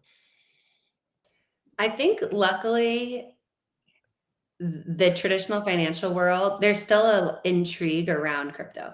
So they're not trying to adopt this new technology because, of course, the business economics need to make sense, but it's still early adopter stage, and they still think it's cool. You have to be a little crazy and a little like, creative to wrap your head around what crypto is and the opportunity at large. So we're still in early adopter enough phase where like, and we always do this at RWA Summit. Like we had Boys Club who did a live podcast recording. Like we want to bring in the cool crypto culture because, you know, Wall Street's can get kind of boring and like it's fun to have fun. So that's the very, very simple cultural, you know, divide at this time. But the, you know, more longer term view on it is that there is still that tension, and there will always be that tension. We've found in our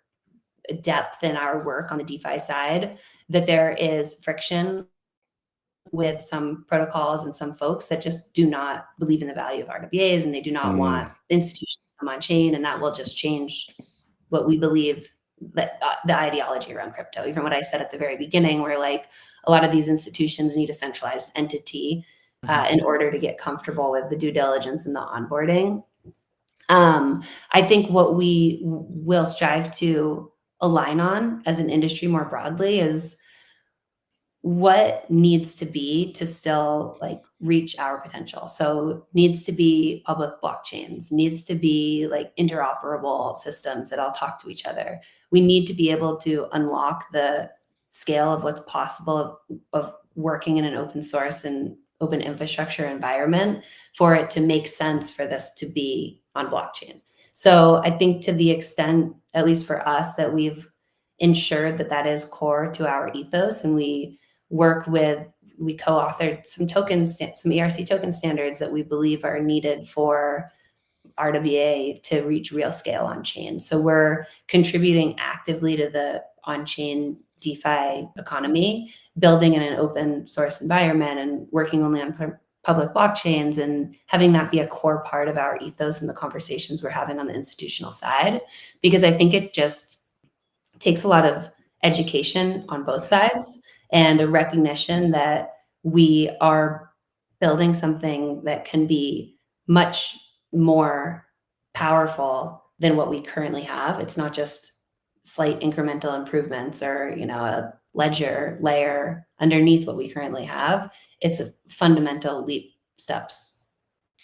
Yeah, I think that is the main pushback for RWAs is like, oh, okay, what's the value of just, you know, making a ledger you know, annotation that there is a certain asset that is on chain. I think a lot of the value truly comes from natively issuing these assets on chain. And I think that's where we're slowly getting to.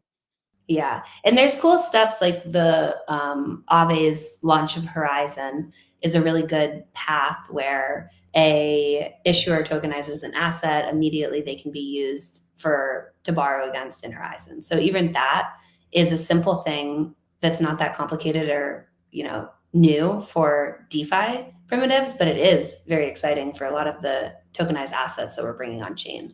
So there are pieces that we already have in place that are already better than the current off-chain system. But it is interesting, the NASDAQ news, the positioning that they have around it is really on, it's very, very much abstracted, so that someone can just choose if they want the settlement to be a tokenized settlement and if they want that to happen immediately. So in cases like that, if you think about the longer term, the end user, they don't know the difference of tokenization being the technology under the hood.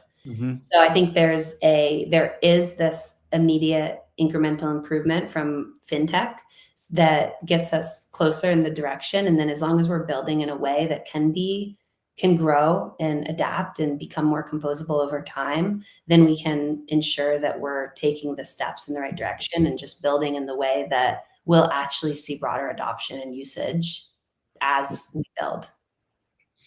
You know, I think you're spot on, and I think that there's a race going on for tokenization. It's really a mania.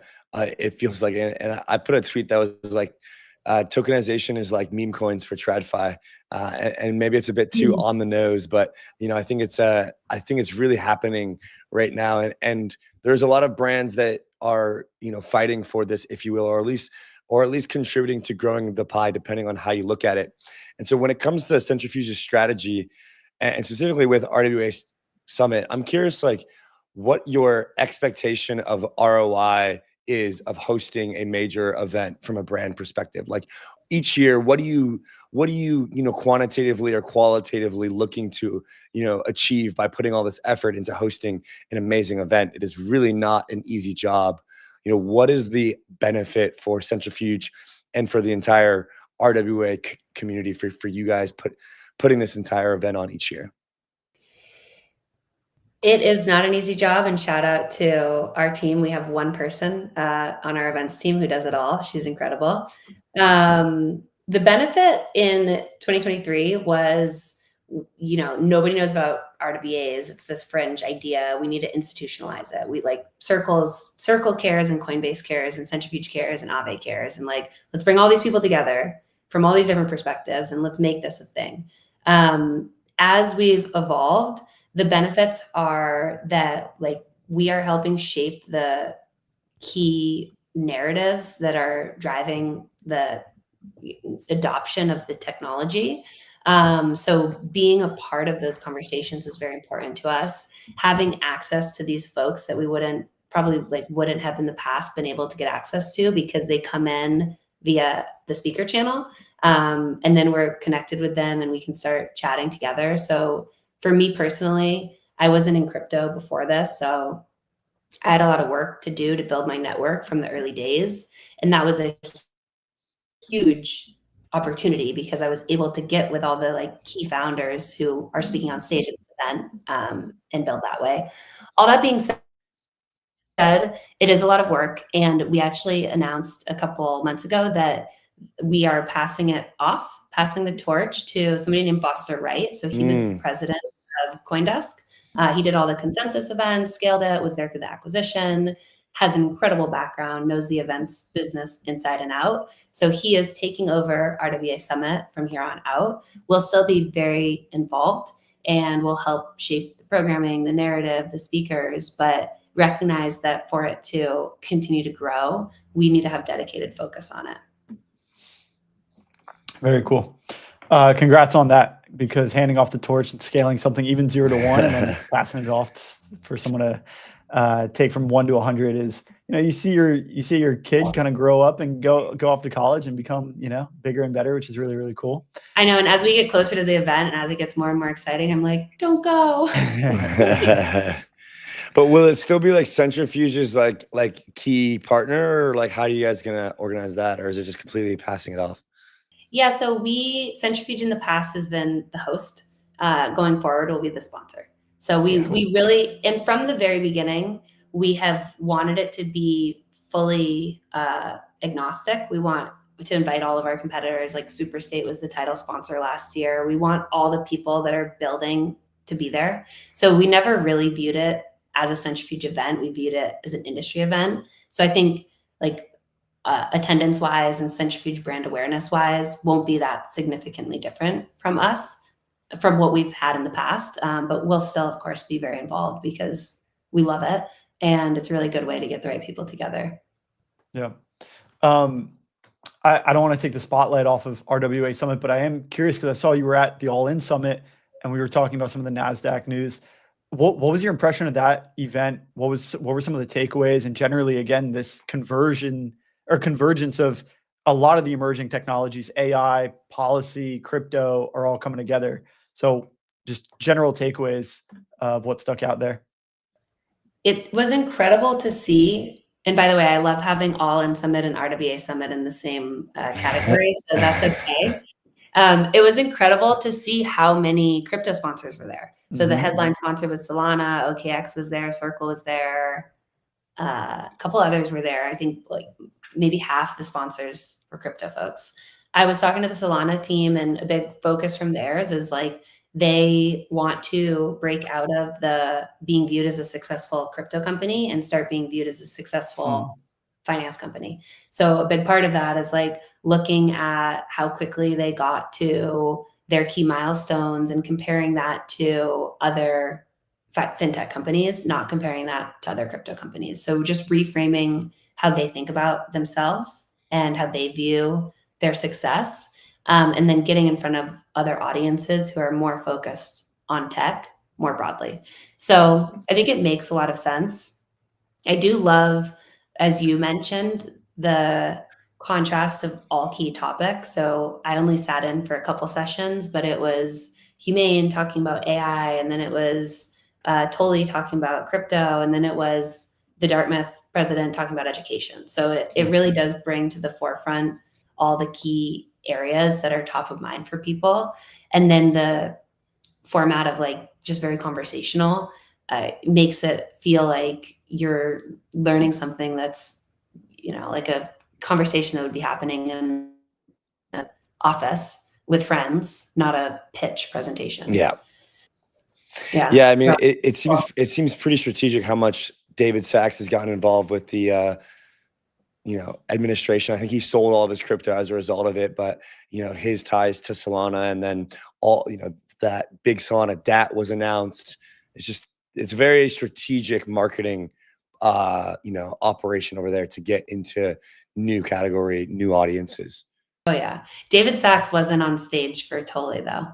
No. So that was, I think, a little too close. Yeah. Well, Baji, we appreciate your time. Looking forward to seeing all of the amazing things that come out of RWA Summit. Hopefully you guys post some talks, post some videos, can stream it or something. Bummed out we're not going to be able to make it, but a lot of conferencing, a lot of stuff going on in this space right now. We'll see you at the next one. We'll see you at the next one. Yeah, and for anyone who's curious, we do post all of the videos on YouTube. So all the sessions will be available. And where can they find more about Centrifuge and the RWA Summit in general? Centrifuge is across all social platforms, and then centrifuge.io. And RWA Summit is same across all socials and RWA Summit. Beautiful. I think we have like 20 tickets left. So limited time only. If anybody wants to apply, there's still space. Get them while they last. Beautiful. Get them while they last. Thanks so much for having me, guys. Really nice to meet you both and great to chat. Yeah, likewise. You as well. Best of luck next week. I know it's going to be fun and busy, but you guys got this down, so enjoy. Maybe we'll have you on afterwards and we can hear about how it went. Yeah, love that idea. Sounds good. Cool. See you next time. Bye, Baji. Nice to meet you. Alrighty. Bing, bang, boom. RWAs, baby. Huge. I think it is interesting what you mentioned about Solana, thinking about themselves as a finance company. You see that with some of the successful crypto companies, Polymarket, Kalshi. They're trying to expand beyond just crypto. Robinhood obviously started off that way, but now getting into crypto. And it's like, well, these are two very, very close market segments. Yeah. So there's teams that are trying to capitalize on both. They start from one end to try to get to the other and vice versa. Dude, I think RWA Summit was a big miss for us. We should have went. We should go. But it is what it is, I suppose. It is what it is, sir. Yeah. We'll see. We'll see. It's not too late yet. Who knows? Who knows what's gonna happen? There you go, boss man. Well, yeah, looks like Charlie Kirk is dead. I just am in just a wild headspace myself. Next guest is from Butter. And last one for today. Yeah, we'll keep this one pretty tight. What is Butter? My understanding of Butter is essentially like the futurarchy on chain, which was. And what does that even mean? Yeah, we can hear you. What is a futurarchy? I think so. If we can set them up. I mean, theoretical form of governance where elected officials set goals and define measures of national well-being, and prediction markets are then used to determine which policies are most likely to achieve these goals. This was futurarchy using knowledge of the crowd as revealed through prediction markets to choose policy. Yeah, this was like the Robin Hansen special, no? Yeah, and this was the original idea of prediction markets. So Robin Hansen put together this idea of futurarchy where people could basically put their money where their mouth is with their votes. That turned into prediction markets where if you believe in something will happen, then we will have a more efficient outcome. And if You see this happen. And Robin Hanson originally proposed this idea with companies. Like, if you are if you're in a position, you have to say, choose a new CEO. Well, then let's put up a market in which the stakeholders can vote on how much money they think the new CEO will bring. Right. And if like to the company. Yeah. And so you have all these potential CEOs, put them in a bucket, and then you vote on which one's going to bring them, how much money each of them will bring. Obviously, the one who is thought to bring the most money is the best CEO. And then you have not just a prediction market on who should be the CEO, but you also have a projection on how much people, like how much you think that the new CEO is going to bring the company. And so my understanding of what the Butter guys are doing is they're bringing this on chain, and they're saying not just prediction markets, like who, for instance, Call Sheet, Polymarket have both brought up who's going to win the USDH ticker. But I think what Butter's doing, we're going to hear more about it if we can get Vaughn on the show, is they're saying how much like economic output is each USDH proposer going to bring. And then you can say, if you're Hyperliquid, you can say, okay, well, that's how much we can expect in economic activity. And then, like Robin Hanson talks about some of the domino effects of this, and I'm sure Vaughn can describe it better. But it's a lot more robust than just saying, yeah, this is who we'd like, or this is who we think is the best. You get some accurate projection of output along with your prediction. Because people are putting their money where their mouth is, they're going to try to vote accurately. Yeah, of course. And then you can use that as, if you want to project earnings. Robin Hanson talked a lot about this. We had him on. You also have the opportunity to project, like, it's funny because we had Pendle, right? And if you have principal tokens, yield tokens. Yeah. Right. Then you can start to project how much yield you would anticipate to bring into a protocol. So I could totally imagine Pendle bringing something like this, where they start to think like, how much yield do we anticipate bringing into the protocol?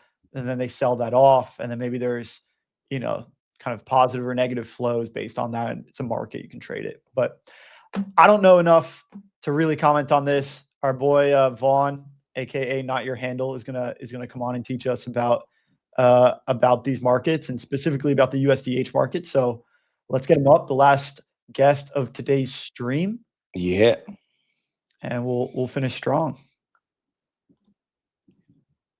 Hey, Vaughn, just give us 1 sec. Let's get Vaughn up on the screen and start. This will be also probably our last session before the USDH vote, which I think is going to be particularly interesting. Maybe we'll revisit the validator dashboard.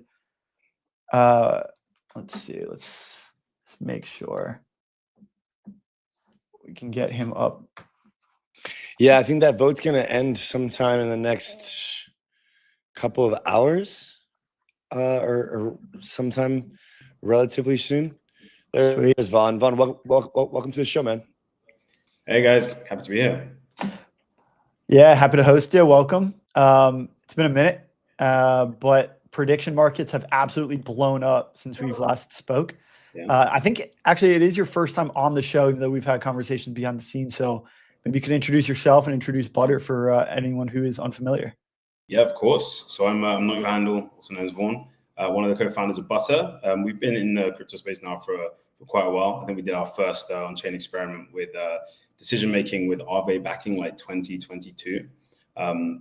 Since then, we've just been exploring the kind of design space around like on-chain decision-making. And then we got really excited about Futaki and decision markets about a year and a half ago.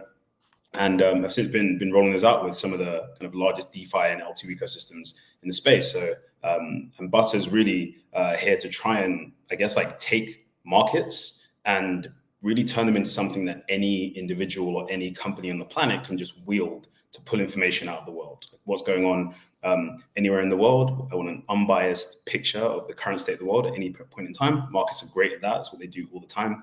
And the second thing is to pull kind of probability distributions of future states of the world. So if I do this thing, what's likely to happen? what's going to happen over here with this particular like strategic initiative that we care about. I'd like to know what's going to happen there, and I can run markets to try and like pull that information out of the world. So that's really what we're doing at Butter, and we think it's particularly relevant for what's going on in the Hyperliquid community at the moment.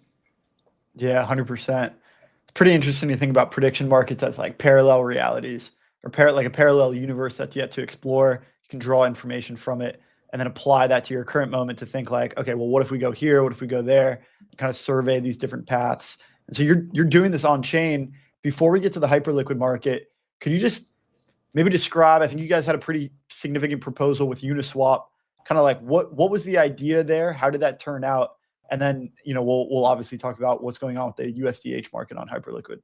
Yeah, let's do it. So I guess a good place to start is we have these kind of organizations that we've been, I guess, testing over the past, it's just been ages now, kind of like a decade, which are on-chain, decentralized, and we need a way of making collective decisions. And the way that we've been doing it so far is with like on-chain voting. And people have long found that to be kind of like underwhelming and unsatisfactory for loads of reasons. And we can go through those. But I think the question is like, are there better ways of kind of combining signal from lots of people? And obviously we know that we have Mr. Hansen, Robin Hansen, who came up with an idea called Futarchy a very long time ago, actually before 2000. It's incredible that it's been that long. And actually it was the buzzword of the year in 2008. Yeah, really only now we're starting to see actual like live implementations.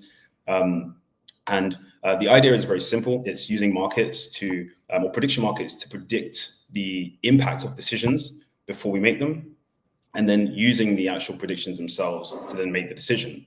And for Uniswap, obviously, again, one of the first DAOs, really built around making grants at the very beginning, and then has kind of evolved into a DAO with loads of responsibilities, including things like the fee switch. One of the things they do really well is obviously distribute grants, fund builders in the ecosystem, and so on, and now obviously funding Unichain. And what we started to speak to the team over there at the foundation about is how they actually fund growth on Unichain. And historically, they were just like, you know, ad hoc, picking different teams, funding them, and trying to like grow the ecosystem. But when you're doing that with like a DAO and delegates and voting, it's kind of difficult to do, and obviously has some kind of like gotchas that they really wanted to try and figure out if there's a way to avoid. And so the idea was, can we use a decision market to, we call them conditional funding markets, to allocate some funds? And so we ran a fairly simple vote where we took 4 lending protocols. So it was Venus, Compound, Morpho, and Euler.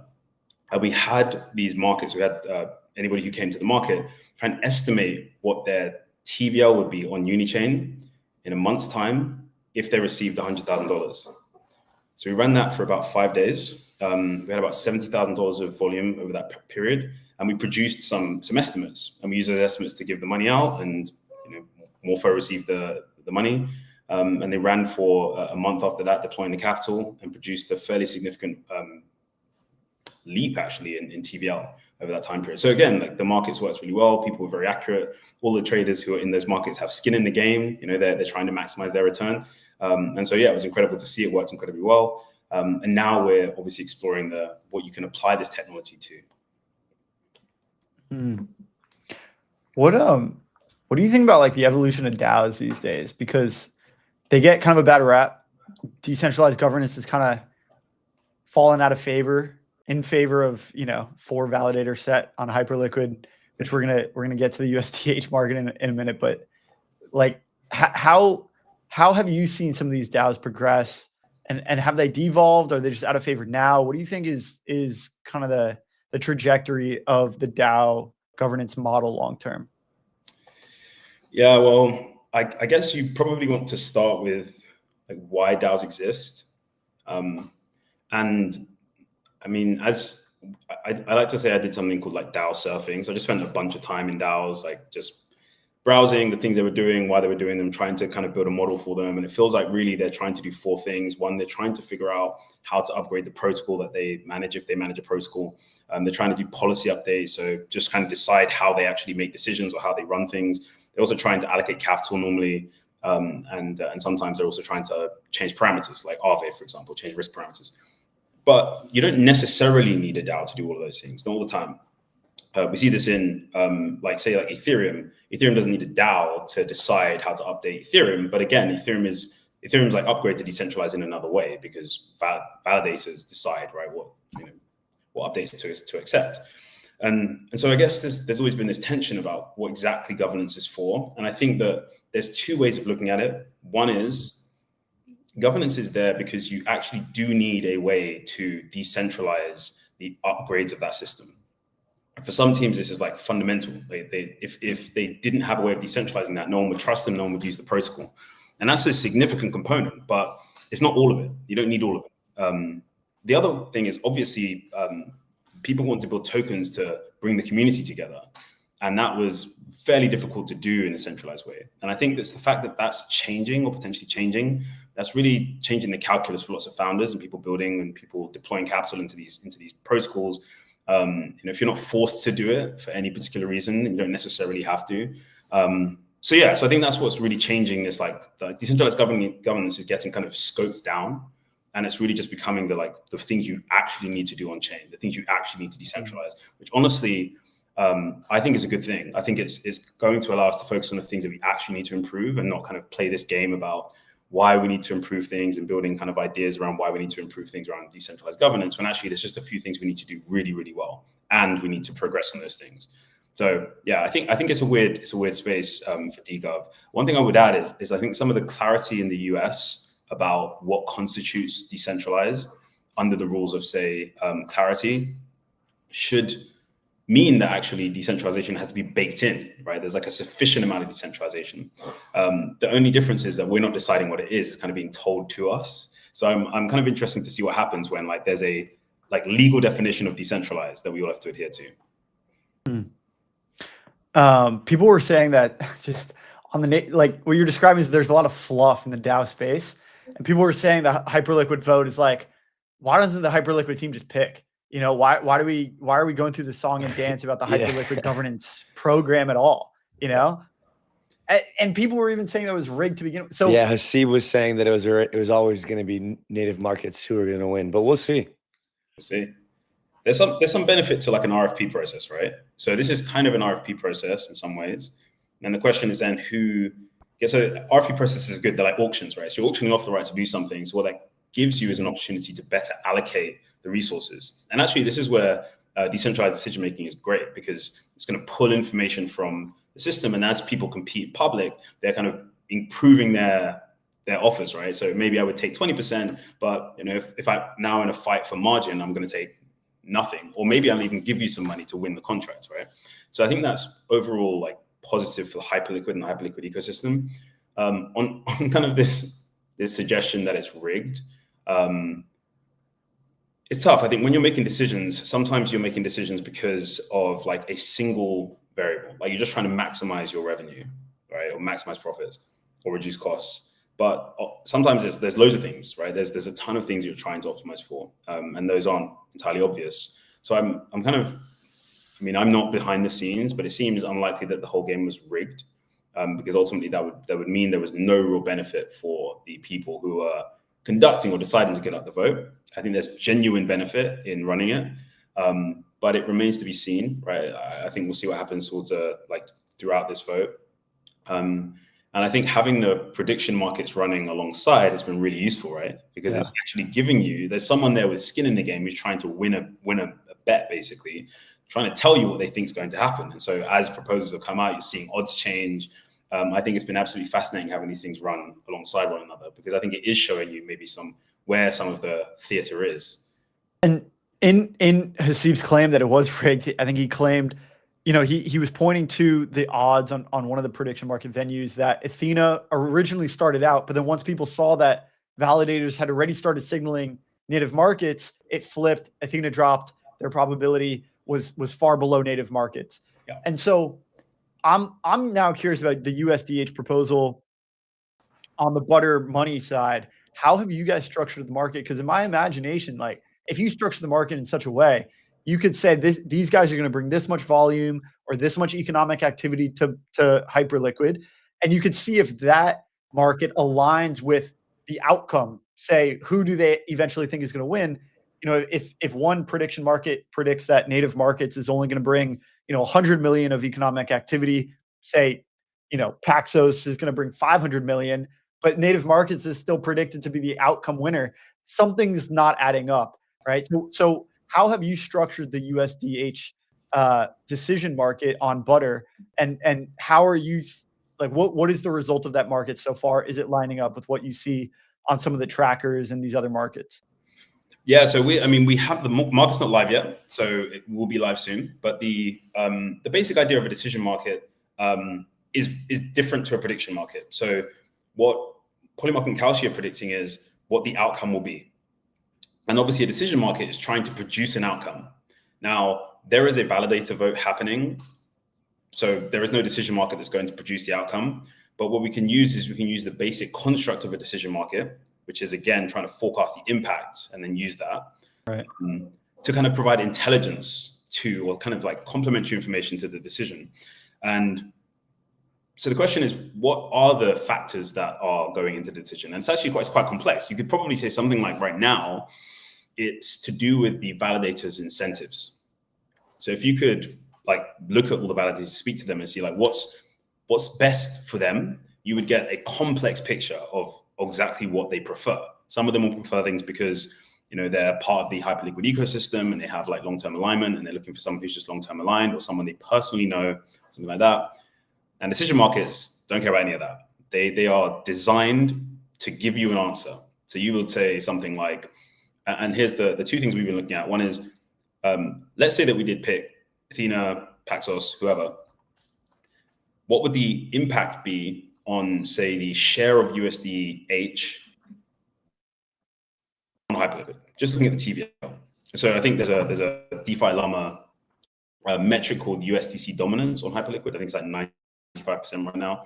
And so the question would be, as you add this like USDH, you'd want to see volume switch over, right? Like if it didn't switch over, it's kind of pointless. So for some people, that could be what they're looking at. So we could run a market on that. And so this is one of the markets that we've been scoping.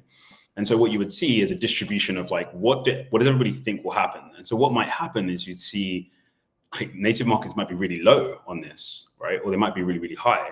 But at the moment, there's this kind of like fog of the decision-making where none of us really know what's driving validators to pick, right?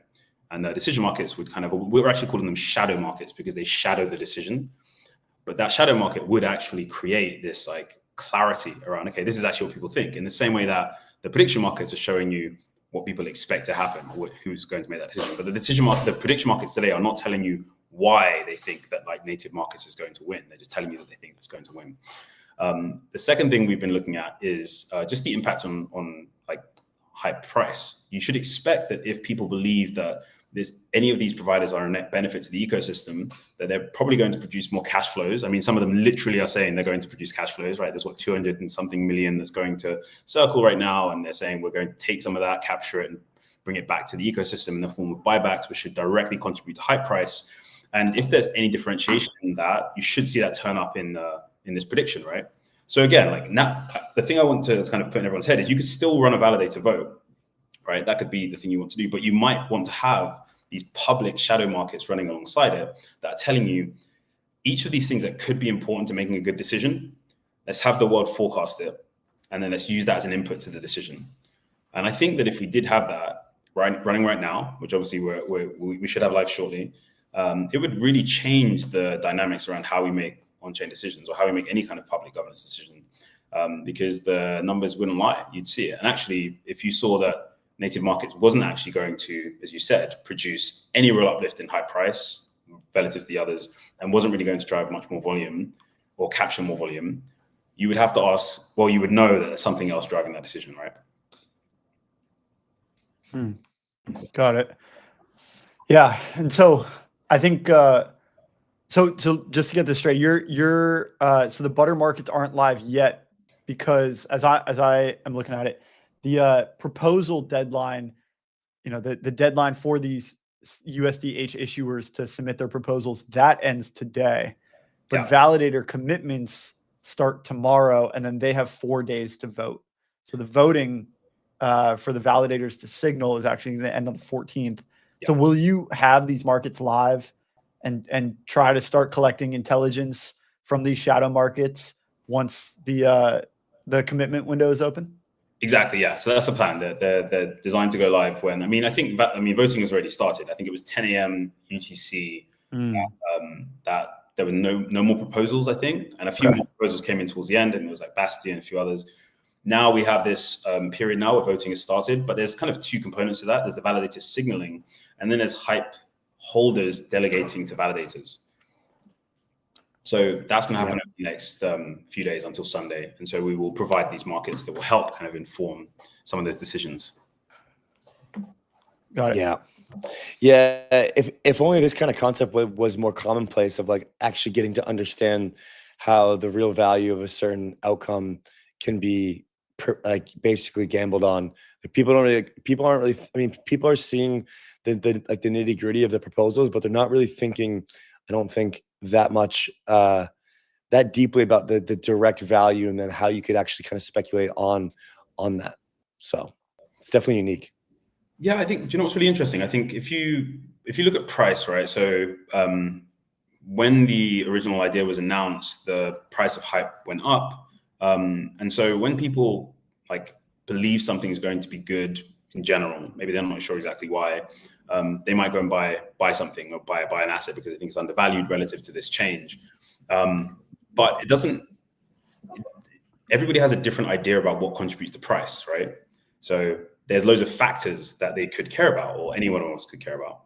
And so the question is always going to be, which of those ones are the most important? How would you weight them? So some people might think that it doesn't really matter if we acquire a whole bunch more USD or stablecoin share for USDH, or that we're going to be driving in a whole bunch of like new yield, right, from treasuries into the ecosystem, because that's kind of table stakes. So everybody's going to do that. It doesn't matter. So the question is going to be, what's the actual differentiator between those, right? And I guess that's what you're trying to figure out. Like, what's the differentiator? What's like the most important thing?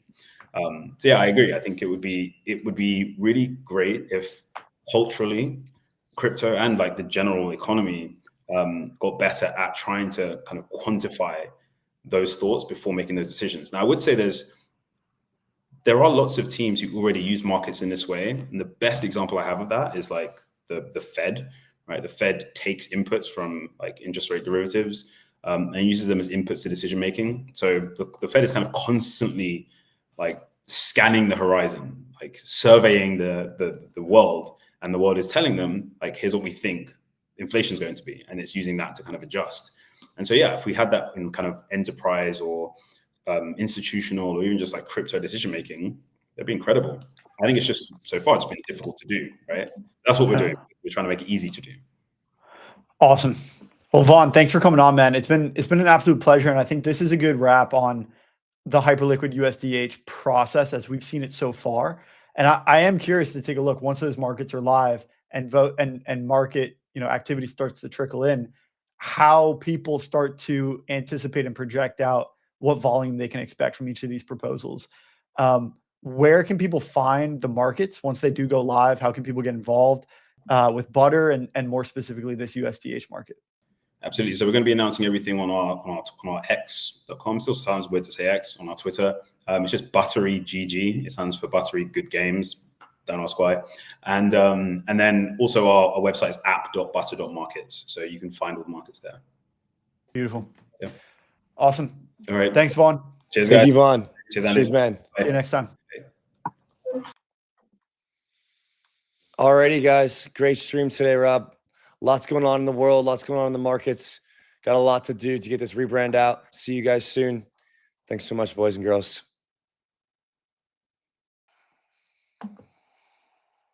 It's getting sunny over there. See you guys later. See you tomorrow.